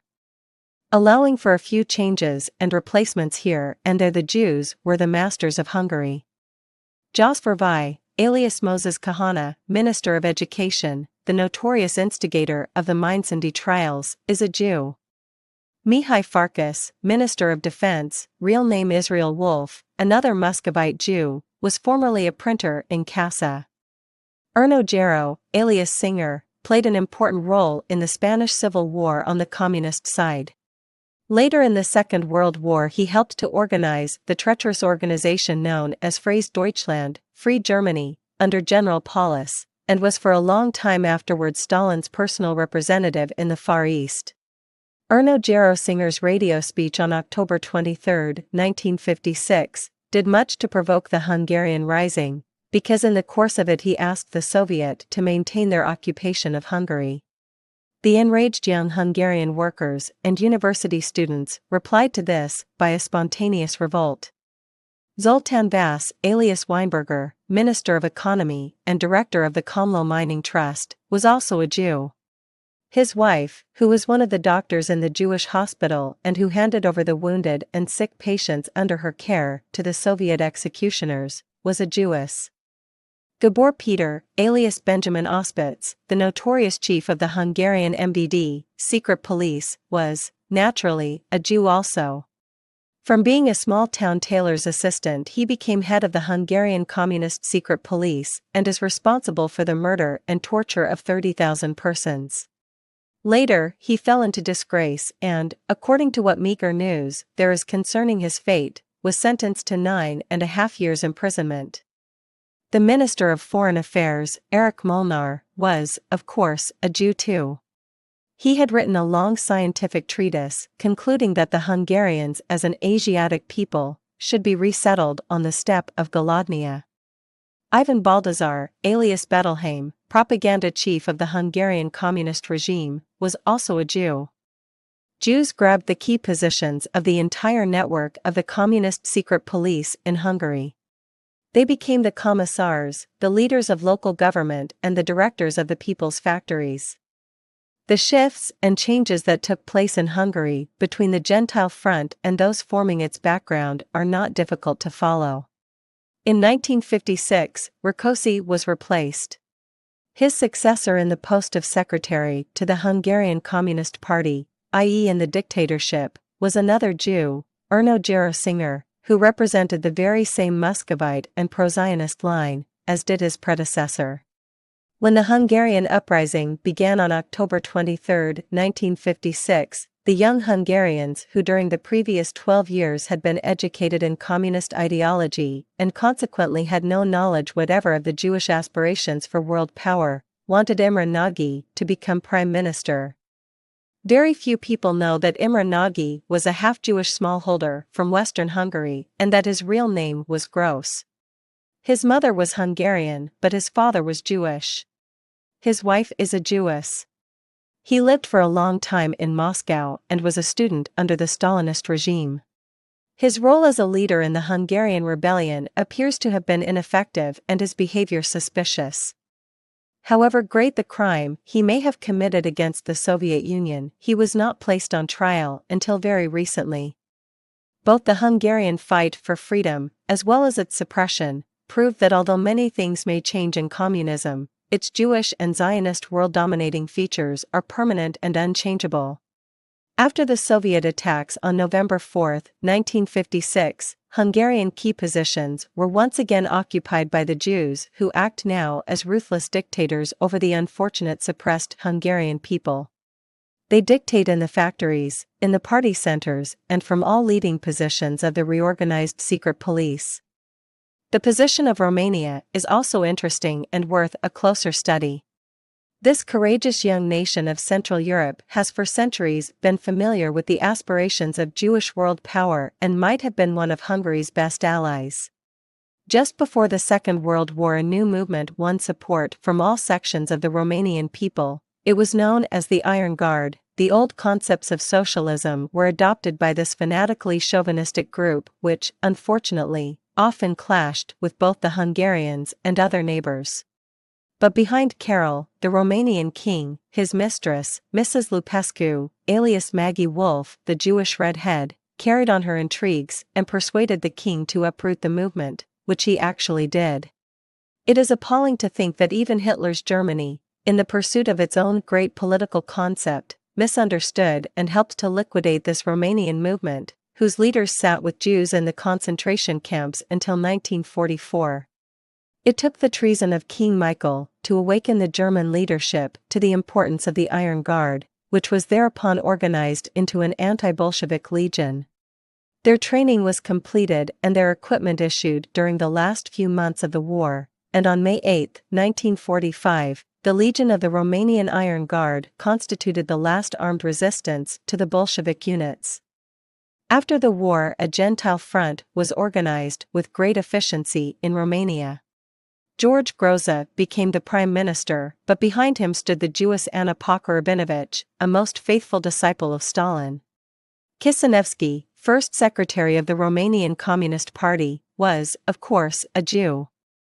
Theohari Georgescu Lebovich, Minister of Internal Affairs, Maurice Roller, head of public education, Maurice Berkovasai, head of foreign trade, Max Salomon, head of propaganda, and Mondi Kirkovasai, who with Rebecca Nathason were leaders of Soviet Romanian cultural affairs, were all Jews.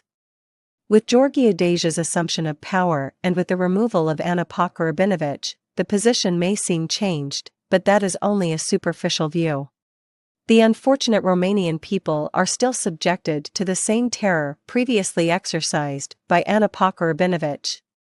Czechoslovakia presents yet another example of the Gentile front. Here the Prime Minister, Comrade Gottwald, was a half-Jew. But behind him Slansky Salzman was first secretary of the Czech Communist Party, leader of biological class warfare and a characteristic Jew. Slansky Salzman, like the non-Jewish Hungarian Laszlo Rajk, was executed, although a communist, because he was not willing to accept the Muscovite type of Jewish world domination. He wanted to secure power for the Western Jew only. At the present time, a Jew called Dr. Costa is head of the foreign press service of this hybrid state. Dr. Eugen Lobel, Assistant Secretary of Foreign Trade, is a Jew. Ludwig Frejka, economic advisor to President Gottwald, is also a Jew. Vasily, head of the Czechoslovak secret police, the Czech replica of Gabor Peter, Benjamin Auspitz, Bruno Kohler, commandant of the militia, together with Lomsky, Bubona, Fuchs, and Tosagov, important district secretaries, Bystricki and Goldstecker, Czech ambassadors, Truda Jakuninova Kakutrova, head of the Czechoslovak delegation to UNO, Geo Hiranek, departmental head of the Ministry of Information, as well as a Genthaler and Gottlieb, the two senior officials of the Ministry of Foreign Affairs, are all Jews. The half-communist Hungarian paper, Világ, or World, wrote on March 15, 1953, with the help of the Soviet MVD, many Jews succeeded in occupying leading positions in the Communist Party. With the execution of Slansky Salzman, the Jewish background appeared to have been liquidated. The anti-Jewish Czech workers had to be shown that Bolshevism was not Jewish. Nevertheless, the Jewish background is still retained, holding in its grasp the real power. Yugoslavia is another example of the foregoing. Marshal Tito, real name Joseph Broz, is a non-Jew. But until his recent death, a Jew, Maj Spajade, wielded actual power here. The name of Maj Spajade is connected with the murder and starvation of 200,000 members of the German community, and also with other macabre cases of genocide in Yugoslavia. 30,000 Hungarians fell victim to the systematic extermination of racial and national groups in Yugoslavia. Wilhelm Grothwohl, Premier of Eastern Germany, is a non-Jew. But Gerhard Eisler, the Jew behind him, is the sole possessor of real power. He acts as with the authority of both Eastern and Western Jewry. He is the faithful follower and protege of Eleanor Roosevelt. Pavel E. Yudin, Soviet Commissar, wielder of Soviet power in Germany, is, naturally, a Jew. The terrorist organization is in the hands of the bloodthirsty Jewess, Hilda Benjamin. The above list, of course, is far from being complete. But it gives some information about the organization of the Gentile Front, i.e., about the real face of the masked Jewish power. We also know that the number of Jews in key positions and leading posts is actually much higher in the enslaved countries behind the Iron Curtain than our lists show. This is due to the fact that Bolshevik Jews live everywhere under different cover names, and most of them have even changed their first name in order not to be recognized by their previous Old Testament names. Of all the countries behind the Iron Curtain, Poland appears to be the most dominated by Jewish power. Cardinal Hahn's statement made in America on July 6, 1946, draws attention to this. He said, "Jewish leadership in the government created a form of rule disliked by the majority of the people. The important question is not how many Jews sit in the government, but, rather, what kind of positions do they occupy? Usually the first secretary of the Communist Party is the real dictator in the countries behind the Iron Curtain. He has at his command the complete machinery of the political police, the Communist Party, and the Soviet administration. For this reason, it is a most dangerous sign that in 1951, Bulgaria accepted the position of first secretary of the Communist parties of all the countries behind the Iron Curtain was held by Jews. This is true even in Tito's Yugoslavia. Jews are also the chiefs of the political, secret, police, or alternatively, they hold the post of Minister of Internal Affairs.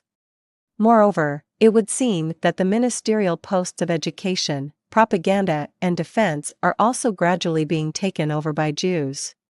It is also revealing that at the same time Jews are desirous of obtaining the post of Minister of Defense in the Western world. At this moment Jules Moch is Minister of Defense in France, Emmanuel Shinwell in Great Britain, whilst in the USA Anna Rosenberg is Assistant Secretary of War. Mr. Eisenhower has lately appointed a Jew as Assistant Secretary of War to Mr. McElroy. Mr. Bernard Baruch, America's elder statesman, who controlled the 351 most important industries of the U.S. during the Second World War, said proudly, "It is undoubtedly true that I probably had more power than any other man in the war. I had more power than anybody else," says Baruch, and this power itself is part of the Jewish world power. It is a clearly discernible political fact in the Western world that the more Jews there are sitting in the key positions of a democratic state, the quicker will this state drift towards Bolshevism. For instance, the whole political position and outlook of France today can be explained by the immeasurable Judaization of French political life.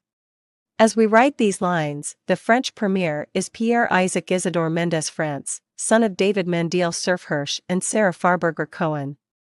Akin to the power pattern of the states behind the Iron Curtain, Robert Hirsch, as chief of the Charite, wields supreme police power in France. Jacques Duclos, the second most important communist of France, is a Jew too. Jules Moch, one of the most influential personalities of the French Social Democratic Party, who was Minister of Defense for a long time in post-war French governments, and was thus one of those sabotaging the integration of German divisions in the European army, comes also from the ranks of the world conquerors to take over the glorious traditions of a Napoleonic inheritance. Paris remains the center of diaspora, the Monde Juif tells us with pride. And France meanwhile hurtles dizzily down the slope of corruption, following the example of the perished Roman and Spanish empires. Since the American occupation, German heavy industry has been infiltrated by so-called American capital, the pressure of which dominates Western Germany today. In West Berlin, the late Ernst Reuter, only, was acceptable as burgomaster, he who had been before first secretary of the German Communist Party and who was, of course, a Jew. Meanwhile, a Jew called Lipschitz is Minister of Internal Affairs in West Berlin. We have already pointed out that in 1951 all the first secretaries of the communist parties in countries east of the Iron Curtain were Jews. With the removal of Slansky Salzman in Prague, Gabor Peter, alias Benjamin Auspitz, terror chief, in Hungary, Anna Pacher-Rabinovich in Romania, and Beria in the Soviet Union, certain shifts seem to have taken place in the key positions. Western radio propaganda, also firmly in the grip of the world conquerors, likes to ascribe this to anti-Semitism in the Soviet Union and in the enslaved countries. But anti-Semitism is simply non-existent. With the detailed data given relating to the Soviet Union and to the countries forced behind the Iron Curtain, we prove that their also power is firmly in the hands of the Jews. The fact that political figures are shifted in these countries, and that at times certain unpleasant tasks are assigned to non-Jewish communists, means absolutely nothing. Neither does the occasional liquidation of one or two Jews bear any significance, since the protocols say that one or two of their own ilk will be sacrificed.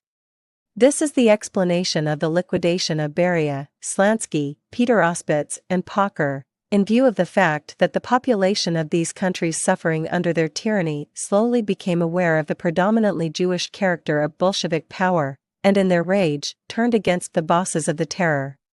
Thus, Beria and a few others had to be sacrificed to create the illusion that the state was against the Jews.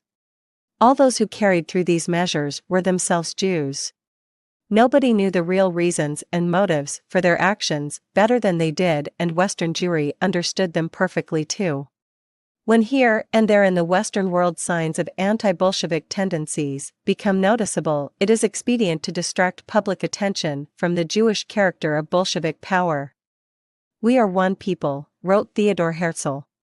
Until the truth of this is recognized by the non-Jewish world, all talk about differences between the Western and Eastern world is sheer lies and stupidity. There are no differences whatever. Jews are sitting in the key positions of the Eastern Hemisphere as well as the Western Hemisphere, and they will never attack or harm one another, for they know that they would only destroy themselves.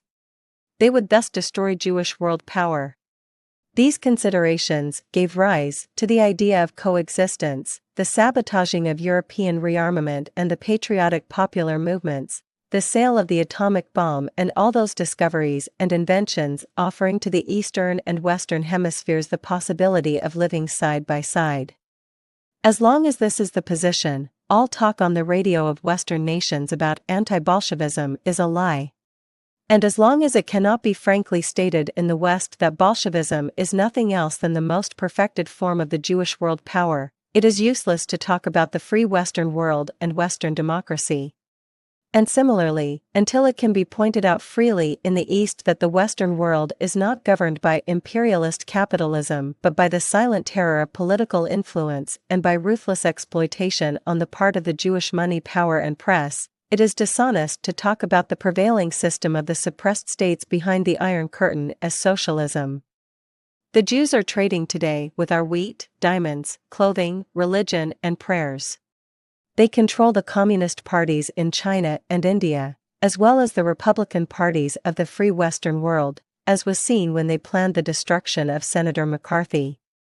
They command the UN armies against the North Koreans, and they stand behind the North Koreans facing the forces of the UN. In Vietnam, they oppose the communists, and while many thousands of non-Jewish legionnaires died heroically at Dien Bien Phu, they kept the Bolsheviks advised of French moves from the French National Defense Council itself. While championing the reunification and integration of Europe, they render it simultaneously impossible. They speak of the possibility of securing coexistence, although they know very well that coexistence is, in fact, perfectly possible. The Western and Eastern Jew have always understood each other. In 1917, during the War of Intervention, the Western Jew helped the Eastern Jew by the material building up of the Soviet, and during the Second World War he helped by the $11 billion loan, by the Land and Lease Act, and by the support given at Yalta, Tehran, and Nuremberg. It comes to this: the Western and Eastern Jew, by selling each other the secret of the atomic bomb, displayed the black flag of a possible atomic death above the heads of the non-Jewish nations, in order to establish their rule over the world. The Western world does not lack its daydreams. Moderate Bolsheviks, pink intellectuals, and so-called anti-Bolsheviks have to learn that mankind cannot be classified correctly into groups of Bolsheviks, moderate Bolsheviks, and anti-Bolsheviks. The correct classification is into the two groups of those who see and recognize the danger of Jewish nationalism and of the others who deny it. Anyone who is pro-Jewish or denies that the main features of Bolshevism are Jewish cannot be at the same time a true anti-Bolshevik. We are one people. We are the same people, said Theodor Herzl. The Gentile front is for the man in the street, for our creature and slave, for the masses. It is an illusion, like the sovereignty of the White House, or democracy, or equal rights. But in the second line, behind the scenes in key positions, are Bernard Baruch, Frankfurter, David Lilienthal, Strauss, Oppenheimer, and the iron fist of Jehovah wielding the power which will smash kingdoms and democracies to pieces. For the masses of the Eastern Hemisphere, the non-Jewish Khrushchev is God, but the second line is held by the Kaganovich dynasty, by Yudin, and the Tommy guns of the MVD and the steel-helmeted Maccabees. We are one people. But a people who will desert their host nation whenever their interests dictate it. On one occasion, they abandoned even the Soviet Union itself. This happened when the European armies stood athwart the circular railway system on the outskirts of Moscow. The Jews, having expropriated for their sole use the last motor cars and vehicles and loaded them with all the treasures of the Soviet people, ran away, leaving behind the angry Russians. But now, as a result of their great victory in the war, they can say, "We have conquered the world. We control mankind from key positions behind the scenes." Chapter 18. Secret Powers. The world conquerors would not be able to maintain their power for a moment without their auxiliary troops, which they command from key positions. It is an appalling feature of our present-day world that the democracies and a certain section of the Christian churches are controlled just as much by these auxiliary troops as are Bolshevik dictatorships and Masonic lodges. Parliaments and rulers, as well as the media of public entertainment such as the stage, radio, and television, which are engaged in the systematic drugging of public opinion, are organized to act the part of auxiliary troops just as much as is the party congress of the Bolshevik dictatorships. But behind the governments, commissars, and puppets of the opposition stands the satanic director, the golden calf, the money power, washing gold from the blood and sweat of the 2,500 million inhabitants of the earth. How did this come about? Is the world really governed by a dark and evil power? On the Russian front during the Second World War, an officer of the Spanish Blue Division found a file containing records of unique interest near the body of a Bolshevik police officer named Guzman. These records, drawn up in 1939 by Guzman, contained a statement by Rakovsky, then Soviet ambassador in Paris, who was incriminated in the Great Conspiracy against General Tukhachevsky. In the records, the authenticity of which seems to be beyond question, the veil obscuring Bolshevism is lifted and one of the greatest secrets of the world is exposed. They were dictated by an authentic witness, one of the closest collaborators of Lenin. Needless to say, Rakovsky was a Jew. Rakovsky frankly admits in the records that at the end of the First World War the position of Bolshevism became extremely critical due to the spread and progress of the Russian counter-revolution. At the end of 1917, the Bolsheviks had been driven back as far as the territory of the Principality of Moscow.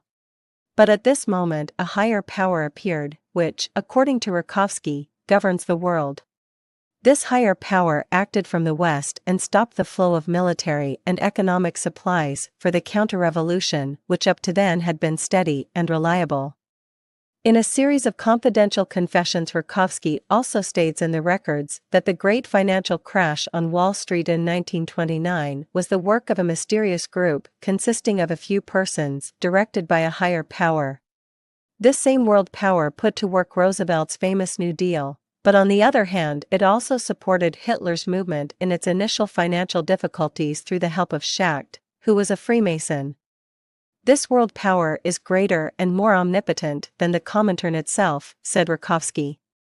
To Guzman's repeated question as to who were the holders of this world power, Rakovsky gave various evasive answers, such as, them, those people, etc. Apparently, he did not want to pronounce the word Jew. He said he did not know exactly who these people were. But he knew that they were omnipotent and within call anywhere. They had no visible form and appeared mostly in the guise of international financial interests. They are sometimes referred to as the money power. But one thing was certain, this world power would be sure to intervene should any overwhelming force arise to destroy communism. Trotsky, more closely acquainted with these circles, on one occasion said to Rakovsky, "The man who has succeeded in breaking the blockade closing round the Soviet is Walter Rathenau, the millionaire member of the Weimar government." These records also hint that this unknown world power is embodied in some kind of Freemasonic organization. But it is even more interesting to learn from Rakovsky that Karl Marx was not the real founder of communist world revolution. Its true father was Adam Weishaupt, founder of the Freemasonic Order of the Illuminati. This Weishaupt, who came from Germany, was a pupil of Moses Mendelssohn, the Jewish philosopher. Kuhn, Loeb and Company, according to 1935 statistics, controlled a fortune of $4 billion, and today no doubt control much more.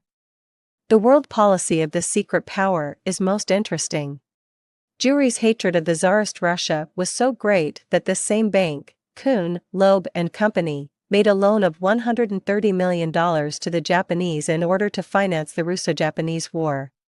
In later years, when it appeared that the Bolsheviks would be defeated, at the end of the First World War, it saved Bolshevism too.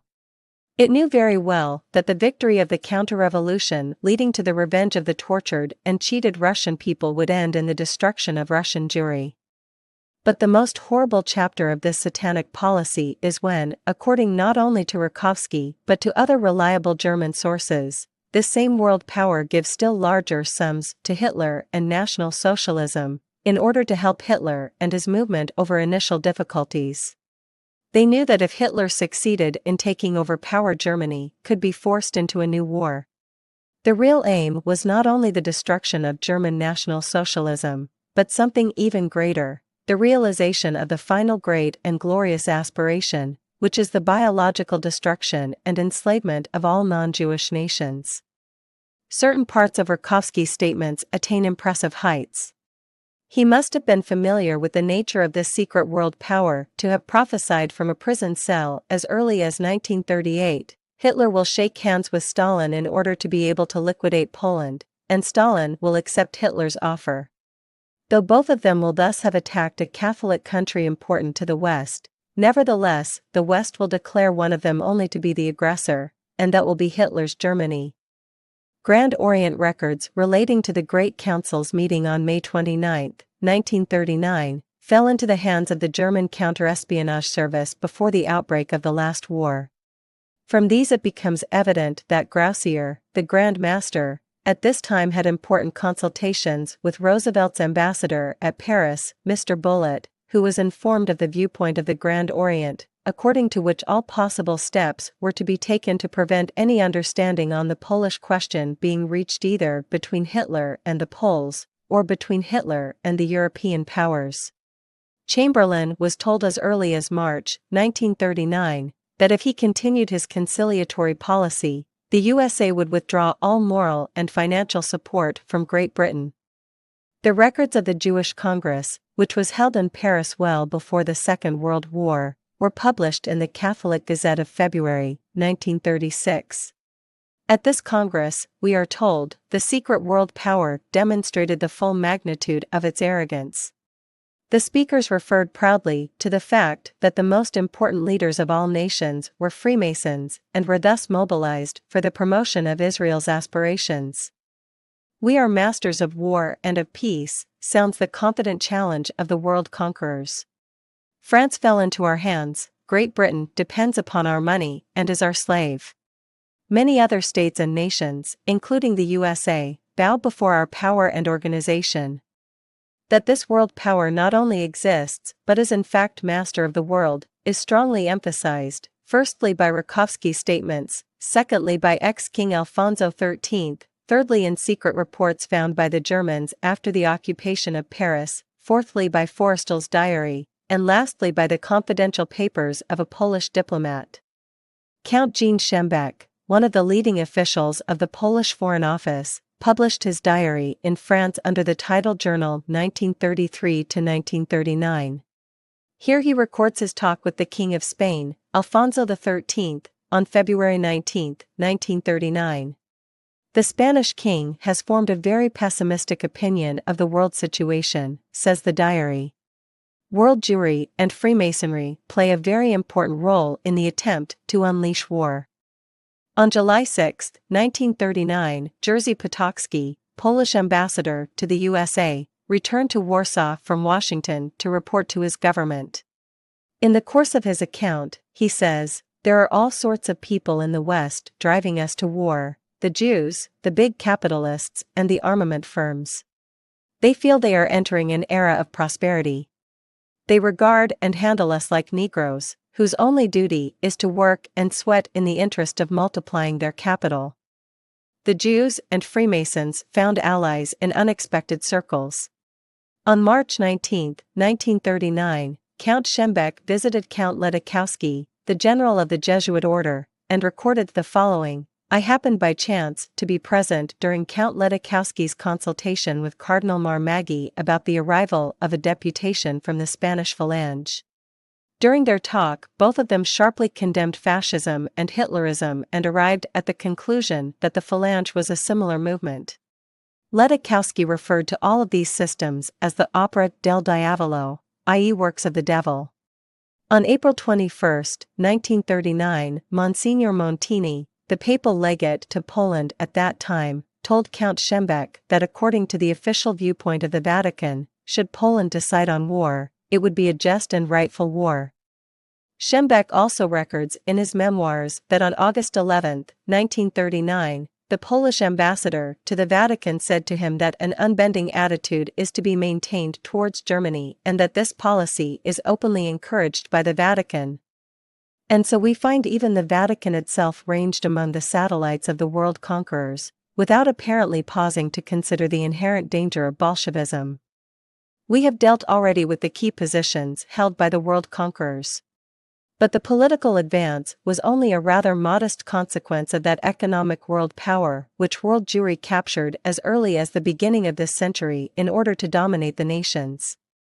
The appearance of this mysterious world power was referred to by Marxists, Leninists, and other dreamy-headed socialists as dollar imperialism. Though the flags of the dollar imperialists were carried by Americans who died defending them, nevertheless, behind these flags of a politically ignorant and inexperienced new and powerful nation stood the world conquerors, who, in fact, are marching today towards the subjection of all free and independent peoples. We will give a few examples to illustrate this. Speyer and Company, the great Jewish banking house, in 1903, gave Mexico her first $12.5 million loan. They acquired by this transaction all oil concessions in Mexico. Rockefeller, Morgan, Jacob Schiff and the other great Jewish financiers followed suit, and thus almost all the natural resources of Mexico fell into Jewish hands.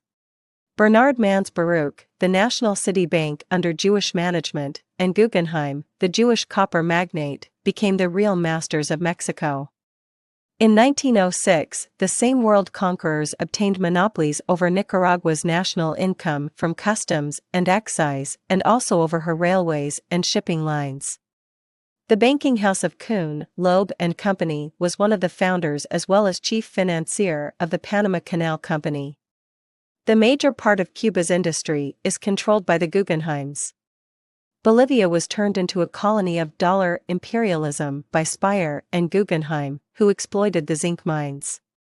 Since 1935, 35% of the potassium nitrate and 90% of the copper industry of Chile is in the hands of the Guggenheim and Morgan trusts. In Peru, the copper mines are in the hands of the Seligmans and Goldschmidts.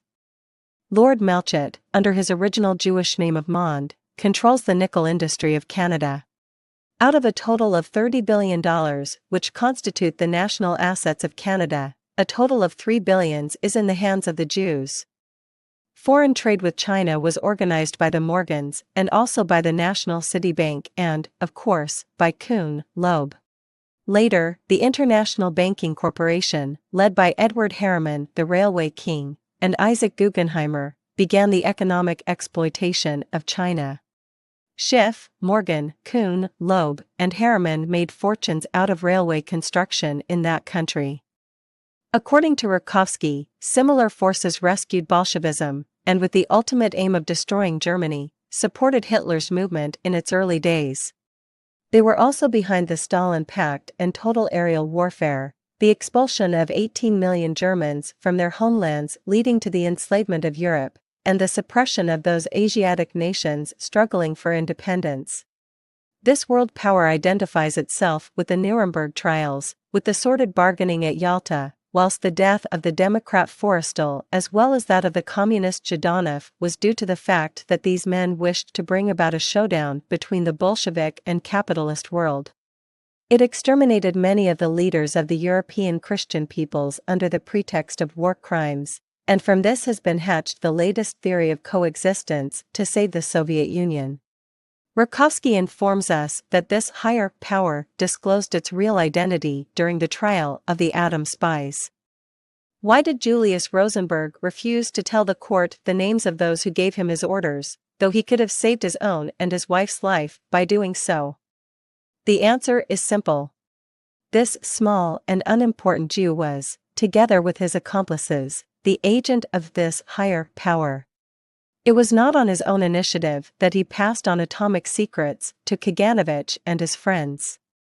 Certain persons ordered him to do so, certain persons succeeded in convincing him that it was a sacred, patriotic and religious duty for him, a small but loyal Jew, to pass on to the Kremlin the secret of the atomic bomb, and by so doing to prevent a Third World War which would lead to the total extermination of Jewry.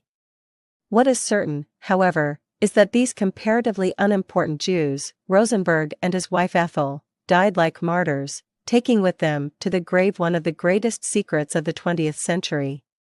Those Jews who followed their coffins to the cemetery in a funeral procession enlivened by dramatic and fanatical incidents, knew very well that this couple had sacrificed their own lives for the survival of world Jewry. And thus the names of the real culprits were never disclosed. In its issue of June 15, 1955, La Voix de la Paix, a French paper, published an interesting article from the pen of a leftist writer, throwing, though surely quite unintentionally, a very sharp light on the basic nature of democracies governed from key positions. The French Parliament itself, he writes, is a type of closed society in which the representatives of the great banking groups meet. These consist of 1. L'Union de Banques Américaines, which is represented in the French political field by René Pleven, who began his career as Jean Monnet's secretary. 2. L'Union Européenne, to which the banking houses of the Rothschilds belong. This group is represented politically by René Mayer, a former director of the Rothschild concerns.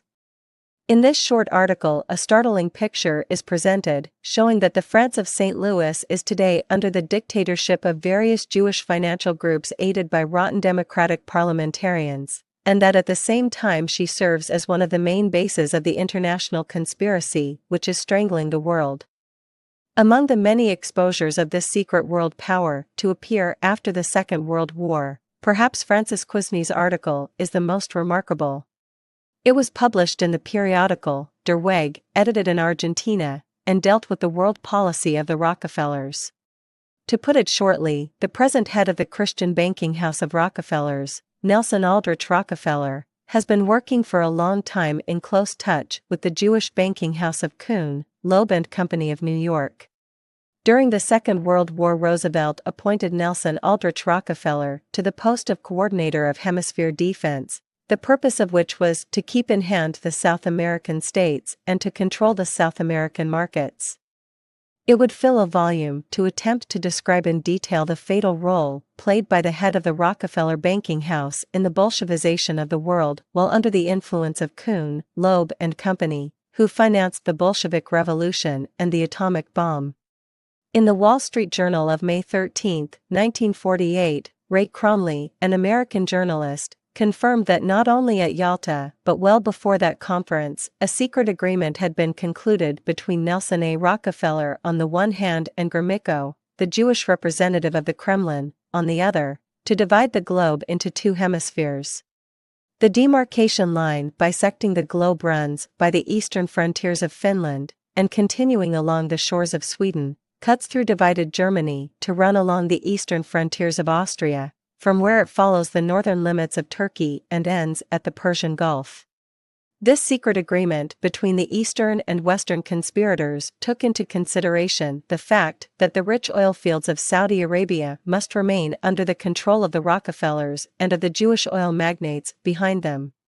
Another alarming part of this exposure is the statement, duly supported by evidence, that the oil delivered by the Saudi Arabian plants of Rockefeller and of Kuhn, Loeb and Company for the communist war machine made it possible for the Korean Reds to carry out their attack on South Korea. Upon several occasions, Bolshevism was saved from destruction by a secret Western conspiracy.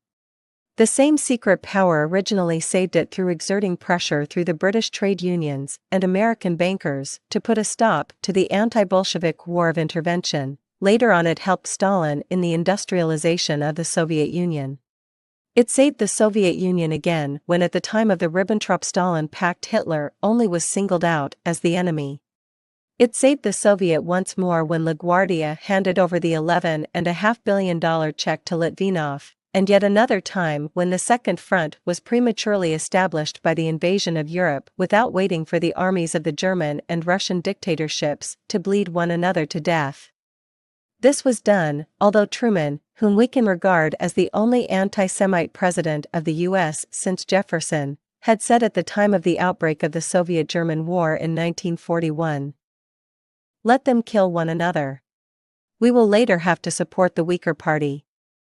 Truman was still only a vice president and Roosevelt nearing the end of his days when the suggestion settling the Soviet question for good was being seriously considered by the Western world. Truman even conceived the possibility of destroying Bolshevism and Hitler together in one opportune swoop.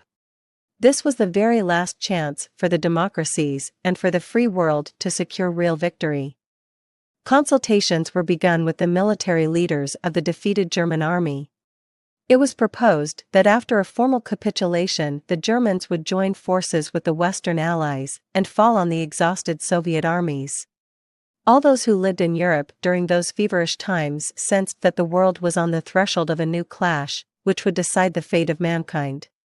It appeared that although German Nazism might be destroyed, nevertheless, the victorious Wehrmacht would march again in alliance with the even more victorious British and American forces. In March 1945, the operators of the German and Hungarian radio stations, and the general staffs, knew that the Soviet Union was at the point of collapse. In Hungary and in the East German territories, the coded messages sent to Moscow by the various Soviet commands were intercepted and decoded. They all consisted of desperate calls for the victorious Soviet generals for help, for weapons, ammunition, and reinforcements. But at this time, when the democracies had the opportunity of wiping out Bolshevism with the help of German National Socialism, the mysterious power mentioned in Rakovsky's records once more intervened through the person of a typical puppet, General Dwight Eisenhower, who later became President of the United States. The news of the negotiations between the German Wehrmacht and the British were no idle tales. Rokossovsky, the Red Field Marshal and recent commander-in-chief of the Polish Communist armies, brought to light some remarkable details about this matter.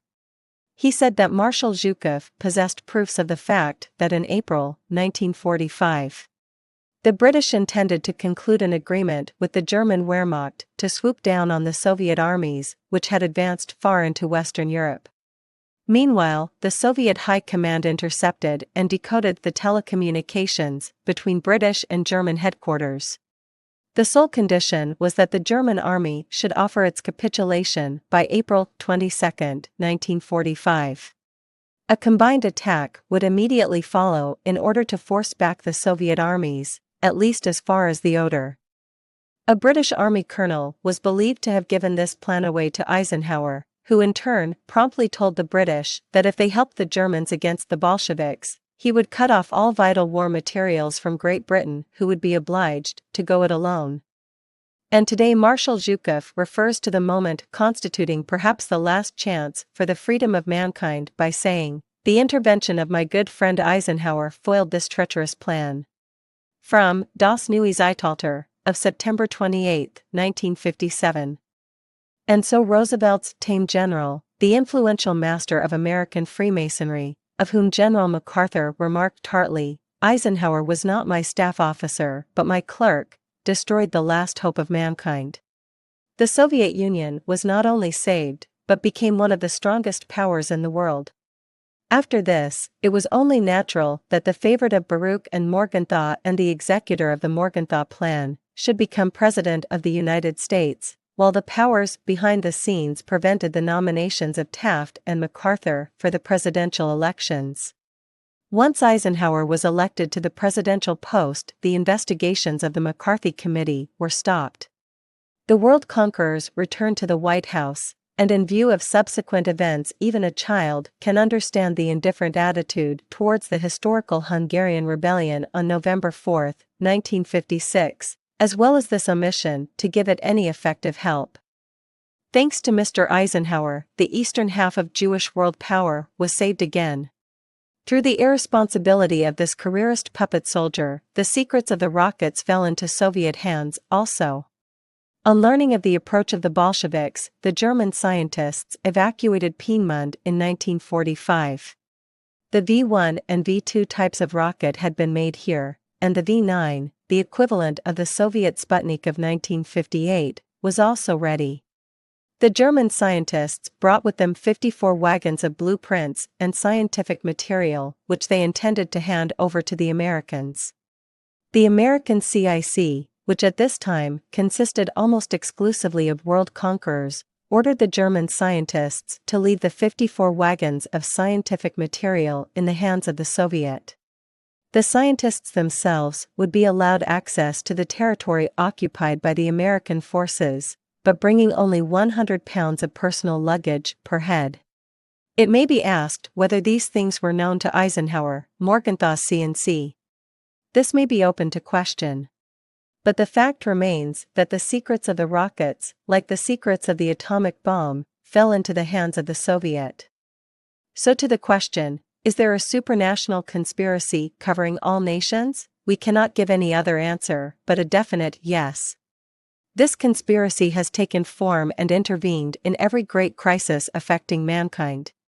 It had its hand in the French Revolution, in the socialist-communist movements of the 19th century and in the peace treaties after the First World War. Its features became visible for an instant in 1917 when Tsarist Russia was destroyed, and according to the above-quoted records of Rakovsky, it was owing to this conspiracy that Bolshevism was saved during the time when the Russian counter-revolution was on the point of achieving success. This mysterious power started the Second World War, destroyed Christian Europe and exterminated the European intellectual elite. This mysterious conspiratorial power passed on the secret of the atomic bomb to the Soviet, and it betrayed America. Who, then, are the members of this conspiratorial group? There is no doubt that in the first place are to be found the leaders of world Jewry, the obsessed fanatics of Old Testament world-conquering Nazism, directed by the bankers of the great international finance groups and interests, and also by the chief commissars of Bolshevism, i.e. the masters of the Kremlin.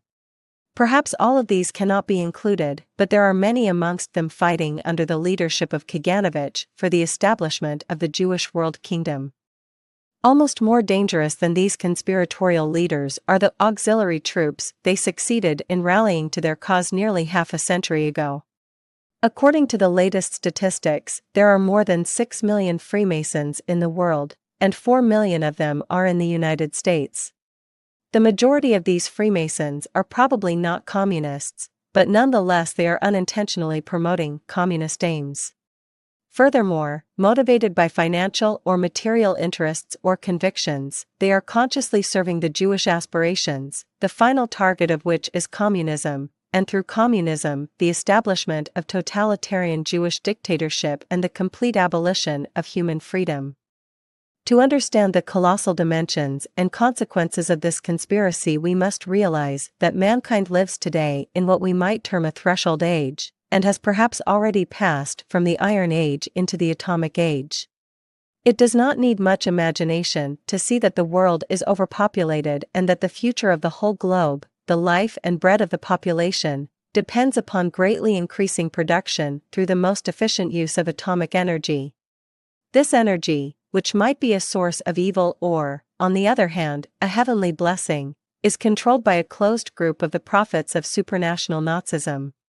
The majority of mankind is already helpless against this group, which by means of atomic blast experiments served its own profit-making interests only, regardless of the fact that it has by now possibly poisoned our water and our bread and even affected the genes of our unborn children by atomic radiation. What will happen if this group takes over exclusive control of this fatal energy under the title of atomic energy for peaceful purposes?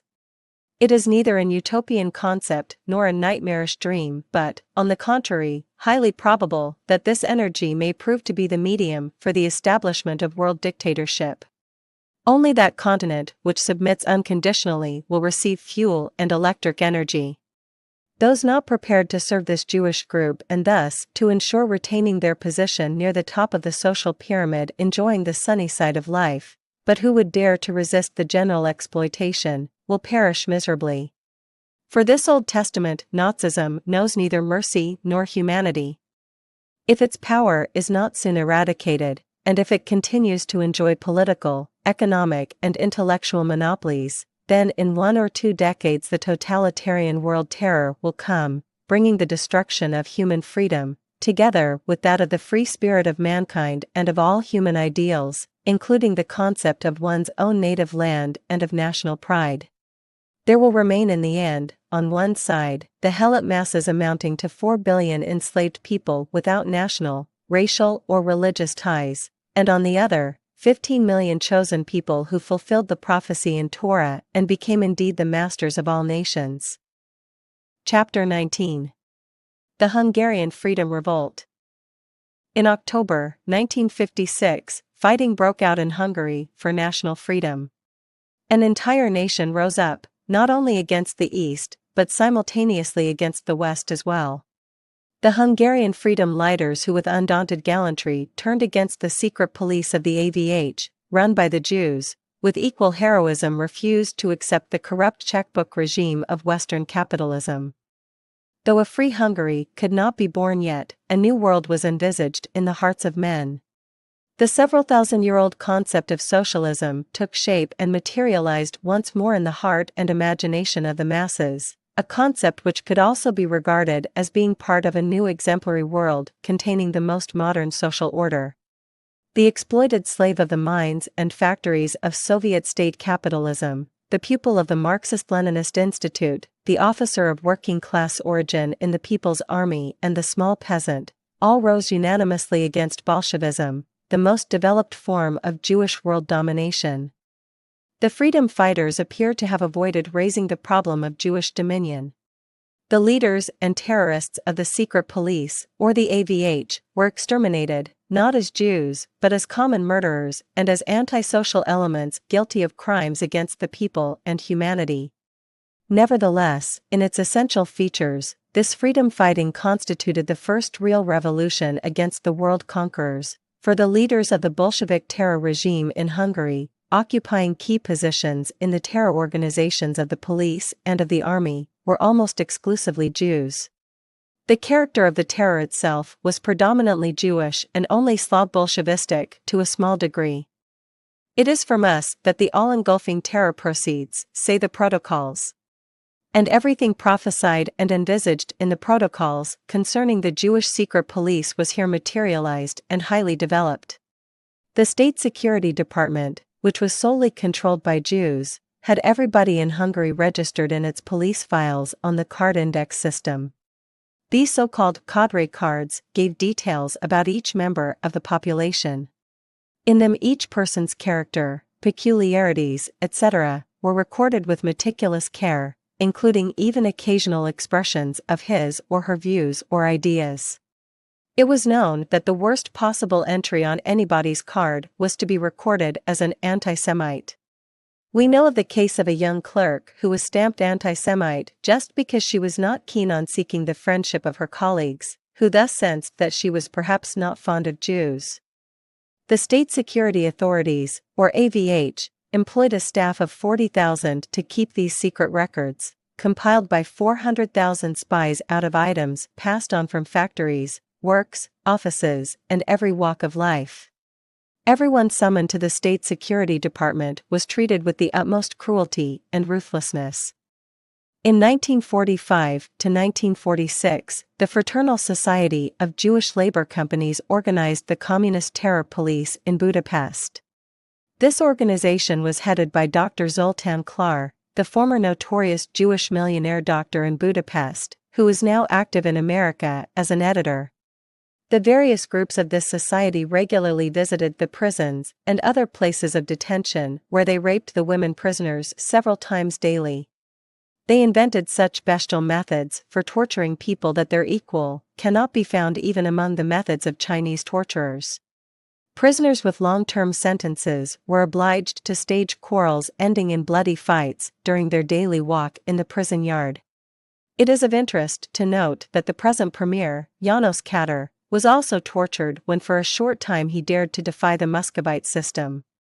All his fingernails were plucked out and, according to reports that appeared in several Swiss newspapers, he was castrated. Thousands of similar cases were reported by the freedom fighters and by those released from the communist prisons who came to the West.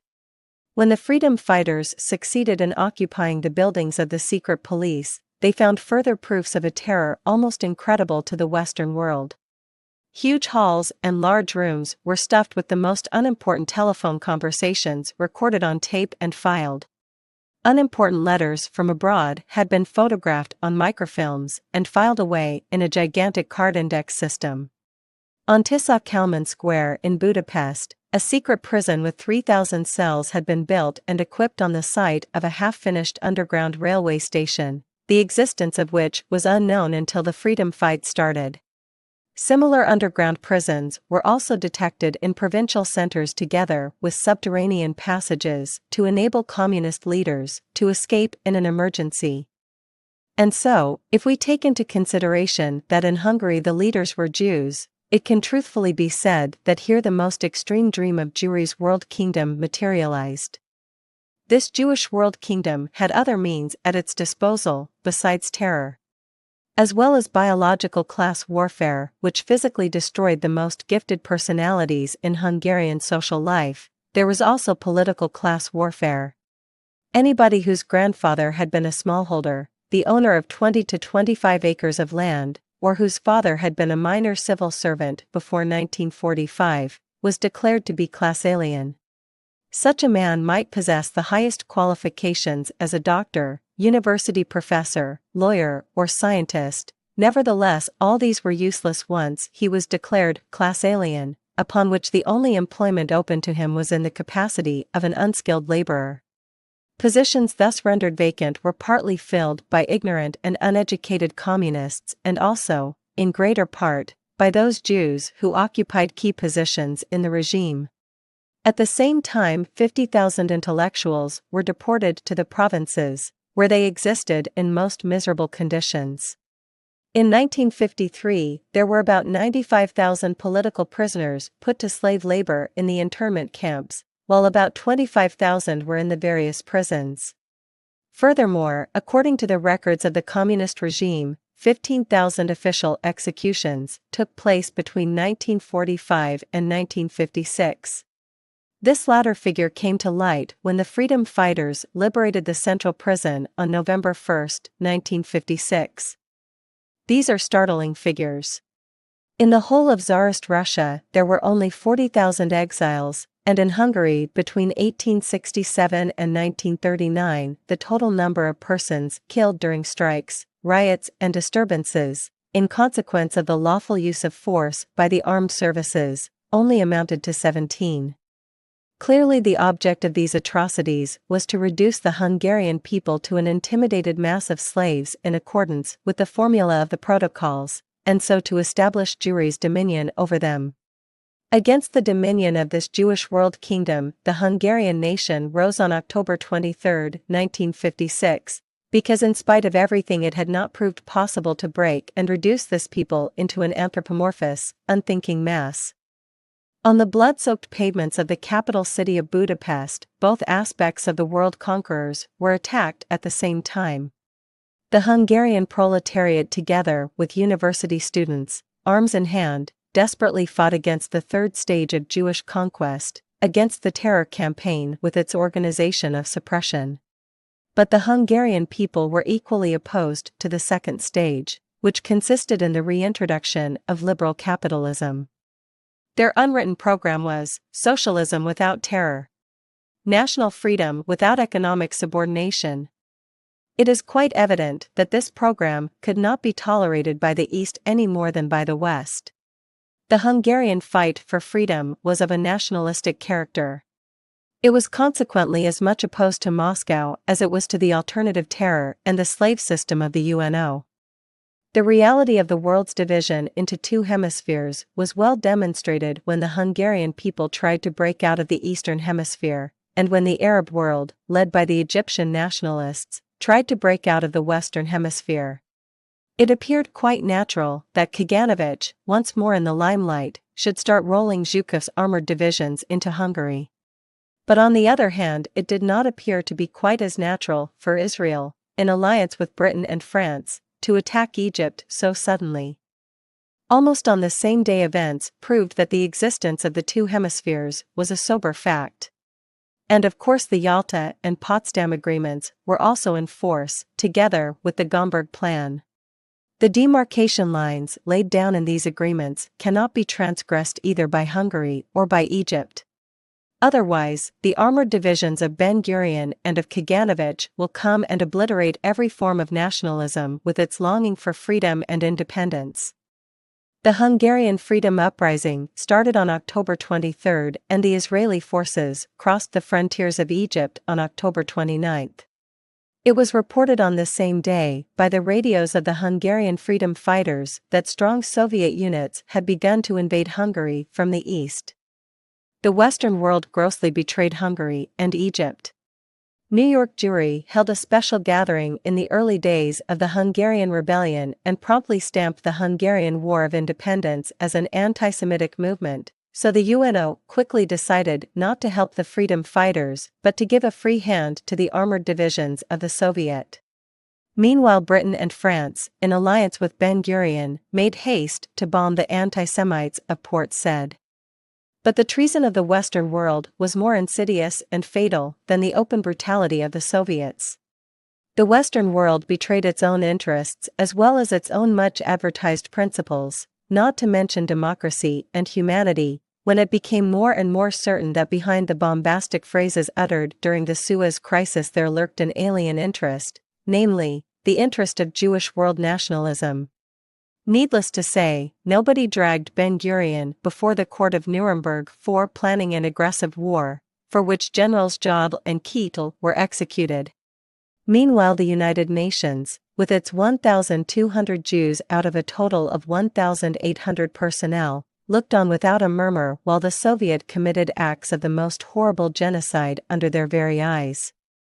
But all this was natural and according to plan, since the complete and perfect Jewish world kingdom was restored in Hungary, even without Matyas Kosyrov.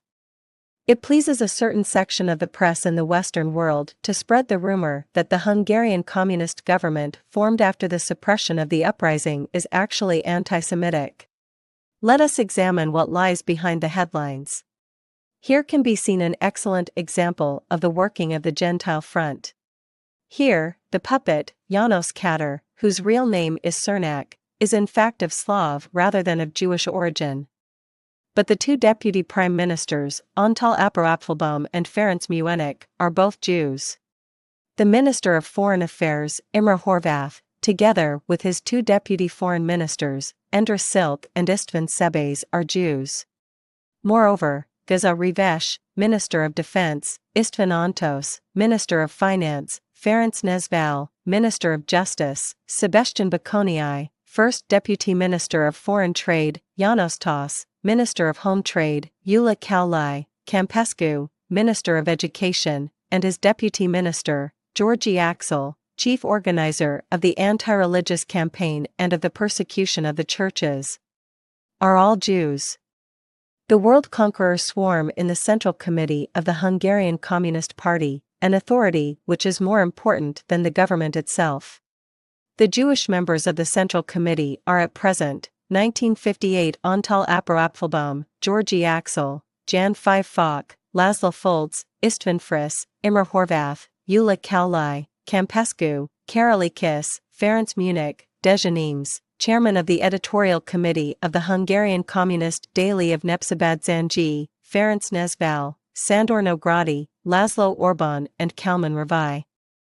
The ill-famed secret police, the AVH, with its organization of terror, torture and murder, was set up again, and as before, its leaders almost exclusively consisted of members of the Jewish fraternity. We do not feel guilty of prejudice in stating that the Hungarian fight for freedom in 1956 was of considerable historical importance.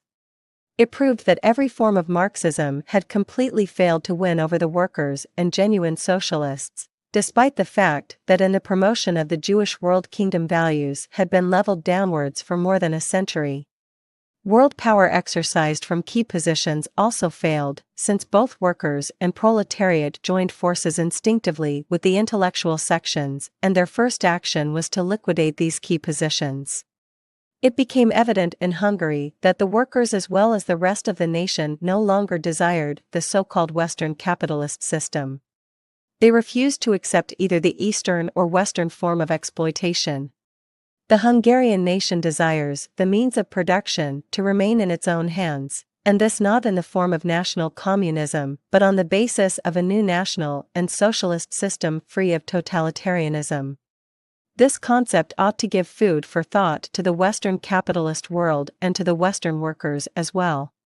Humanity can be saved from the horrors of atomic warfare and atomic death only by the Western world showing to the workers of the East that same form of socialism which was born during the Hungarian freedom fighting of 1956, the charter of which has yet to be written. Such socialism could take the Tommy gun away from the terror groups, smash the golden calf and liquidate the power of Jewish international finance. Only a socialistic society that has been purged of its hatreds can save mankind. Until the world is free of the hatred with which it has been infected by Jewish mentality for the last 2,000 years, the danger of atomic death or endless servitude will be ever with us. The first step to take should be the abolition of all childish forms of anti-Semitism. It must be made plain that we are not anti-Semites. We condemn anti-Semitism first of all on a racial basis, for the real Semites, the Arab nations, are our brothers and natural allies of all nationalist forces in the global struggle. Neither are we anti-Semites in the Hitlerian meaning of the word, i.e. on racial grounds, because we neither teach nor accept the superiority of any race. We are not anti-Semites in the religious sense of the word either, for we are liberal-minded enough to respect one religion as much as the other. And finally, we are not anti-Semitic at all in the sense of hating any Jewish personal characteristic. We do not mind either the shape of his nose or his social mannerisms. What we hate is Jewish world power with its 2,000 years of Nazi scheming and plotting to drive the whole of mankind into servitude, atomic death, and exploitation. Therefore, we must not attack the personal, racial, or national characteristics of the Jews, but on the other hand, whether as Democrats, Socialists, or National Socialists, we should carry out our duty as human beings in resisting by all lawful means, and even, if necessary, by revolution, the survival of any form of Jewish world domination. We have every right to stand up against an illegal power to remove those in key positions behind the Gentile front. Wherever this domination is exerted, its identity must be mercilessly exposed.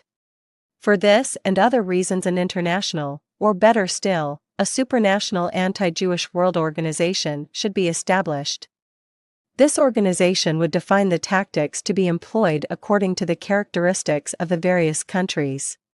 It should not attempt to prescribe to the various nations the form of government to be adopted, or to advise them on policy. Perhaps the best weapons in America would prove to be the democratic ones of the vote, backed by a policy of general enlightenment together with social and financial boycott if necessary. In the so-called fascist countries, it would be necessary to win over the central power, and in the socialist countries, to convince the honest and sincere socialists. Behind the Iron Curtain, it would entail fighting guerrilla and partisan campaigns against the Jewish leaders of the regime. Here the Tommy gun is a lawful weapon in the struggle which those heroes of the Hungarian freedom fighters waged with such exemplary resolution. Terror is the reply to terrorism, but it must be used against terrorists only. Law and order does not mean the suppression of freedom. The only freedom to be abolished is that spurious kind of toleration which enables the exponents of tribal Nazism to do anything they please. When all the liberties, so far restricted to the chosen people, permitting them to spread terror, exploitation and unlimited profiteering, are abolished, then Jewry, bereft of its privileges and monopolies, will be faced with the great question of its own fate. How long can the present trend of events continue? For how much longer must the nations be dragged from one deception to another? How long can Bolshevism be maintained, and when will America at last awake? Are the nations to continue in servitude, suppressed and cheated, and from time to time subjected to wage bloody wars which are planned by an alien nationalism? Although this world conquest has been continuing with growing impetus during the last 2,000 years, it has always relied on the bayonets of other nations. The Western Jew will equip an army of 20 million in the East, presaged the Hungarian prophet. But the greatest and mightiest forces of world Jewry, the Soviet Red Armies, were shaken by the sacrifices of the Hungarian proletariats. In the northern provincial city of Miskolc in Hungary, the officers of the Russian armored divisions ordered to advance against the university students committed suicide in the street by putting bullets into their own heads rather than carry out their murderous tasks. The Russian soldiers frequently gave themselves up, saying they would not shoot at their Hungarian brothers.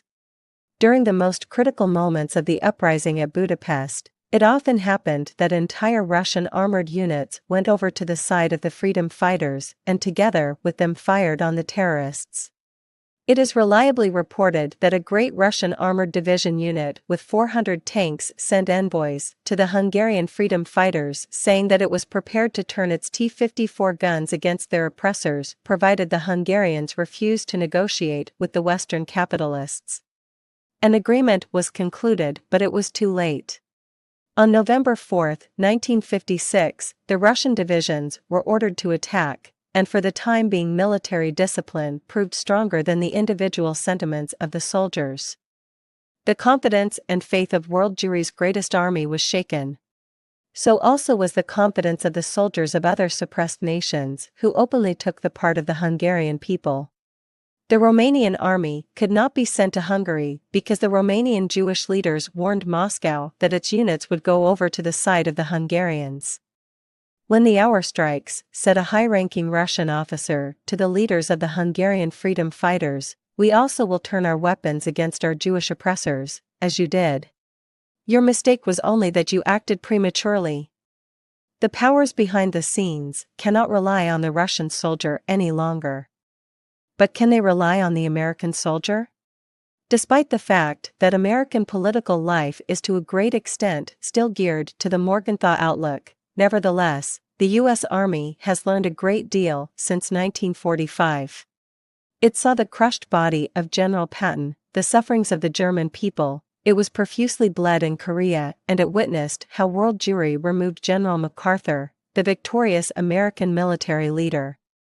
The Hungarian Rising of 1956 was not the end but the beginning. And for the world conquerors this beginning posed the great question, how long can we go on? Is it possible to continue being conquerors forever?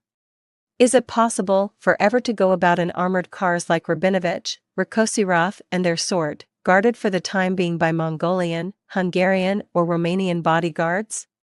Can we be certain that the Mongolians will not rebel one day? Can we sail in luxury yachts off Florida and sit on top of civilization without being a prey to unceasing fears that at any moment our power may collapse? How much longer can the world be mesmerized into believing that everybody who sees through our designs is just a hate-mongering anti-Semite? And how much longer must fires of burning hatred be kept alive between the nations in order to repeat the horrors of another Auschwitz in America? For how much longer can we send the elite of the nations to the gallows and yet cry anti-Semitism when they rise up against our nationalism? How long can internationalism be preached by us to the nations while we ourselves practice the most extreme racial and tribal nationalism? How long can we maintain the fiction that if any harm comes to us that is anti-Semitism, but when we kill anybody or slaughter entire nations, that is the act of either American democracy or Soviet liberation? When we destroy, that is construction, when we murder, that is freedom, when we terrorize the whole world, that is democracy. But when one member of the holy seed of Abraham is lost, then it is the duty of the whole world to mourn with us. If we exploit other peoples as befits our selfish principles, that is not nationalism, but if other people want to live their own independent life, that is barbarism. How long will all this continue? When is the world going to wake up? How long will a state of double morality be tolerated, according to which a Jew is free to commit almost any crime against other people? When will the world hit upon the truth that behind the wars, revolutions, and slumps it is our plans that prosper? The coil of the symbolic serpent has encircled the entire globe and also the life, mentality, and morale of the nations. It has leveled the masses downwards and destroyed individuality in order to enslave the people. When, then, will our creature and slave, the barbarous masses, rise? When will the world find out that there is no such thing as a chosen people, but oppressors only? Might it not be better if we ourselves could wake up and find a country we could really call our own? In this country we should be oppressors no longer, but free citizens, not hated foreigners, but natives of the land. Would it not be worthwhile to sacrifice the golden calf and the Tommy gun and found a country of our own by toil and sweat? Would it not be better to have secure homes in our own country rather than live a dangerous life as oppressors, bankers, dictators, or as a ruling class, always haunted by the eternal trepidations and uncertainty of our position? The learned elders of Zion must have thought all this before, but no compromise is possible on the slopes of such chauvinistic lunacy. Still less is it possible when dealing with a nationalism of several thousand years standing, which has no other choice today but victory or death, world domination or destruction. But the Christian people declare that there is yet another better way. For the enslaved world throttled by the grip of the symbolic serpent's coils, there is the example of Christ with his scourge, Christ, the greatest anti-Semite of all. Behind the crucifix of Sadducean hatred, he raises high the scourge among the money-grabbers of the temple. This is the Christian counter-revolution which will replace all those values Judaism took away from mankind: respect for personal authority, the restoration of independence to the nations and of justice to the poor. It will favor the lot of the proletarian masses, and will turn men's eyes away from the material world towards the stars. This is the Christian resistance. This is the spirit of Maundy Thursday rising up against the world kingdom of the Jews. This is the New Testament, the truth of which will perhaps be victoriously vindicated in the last hour. For St. Peter stands once more before the deceived masses of the people and, inspired by the Holy Ghost, cries aloud to those Judaized Gentiles who are under the law of the Jews. Save yourselves from this untoward generation. Acts 2:40. Against the fulfillment of the commands in the protocols, the message of the New Age sounds clearly with its promise of freedom. During the last century another slogan said, "Workers of the world unite." But today, in this suffering, half-ruined civilization, the new slogan for an awakening people must be, "Anti-Jewish people of the world unite, before it is too late." Epilogue. The fight for freedom waged by Hungarian workers, peasants, and middle classes puts all men of goodwill under an obligation. It affects not only the Hungarians but all the nations of the earth. We must join forces to break the power of the world conquerors, otherwise there will be a third world war and the survivors will either be the wretched slaves of Jewry or human wrecks and idiots degenerated by atomic radiation and strontium effects. It was this belief, and not hatred, which prompted me to write this book. We are not anti-American, because we like and admire the American farmers, workers, and brave pioneers. It is only the America of Morgenthau and Baruch that we in Europe detest. Similarly, we are not the enemies of the Russian people, but we are the mortal enemies of Kaganovich's Soviet Union and of Jewish Bolshevism. In the future, if there is to be peace in this world, there must be no chosen people but free nations with equal rights only. This is the truth. In the end, truth must surely prevail. End of Part 5. Chapter 16 through 19. This concludes the audio-video book. World Conquerors, The Real War Criminals. By Hungarian journalist and patriot, Louis Marszalko. Translated into English and published in 1958. This audio-video book was recorded, edited and produced on September 5, 2023, by Joey Faust and the Phoenix Party Christian Fascists. Your only salvation in this Jewish world of darkness. Amen. If you found this video informative or useful, please consider leaving a small tip or donation of appreciation. Thank you and God bless. The end.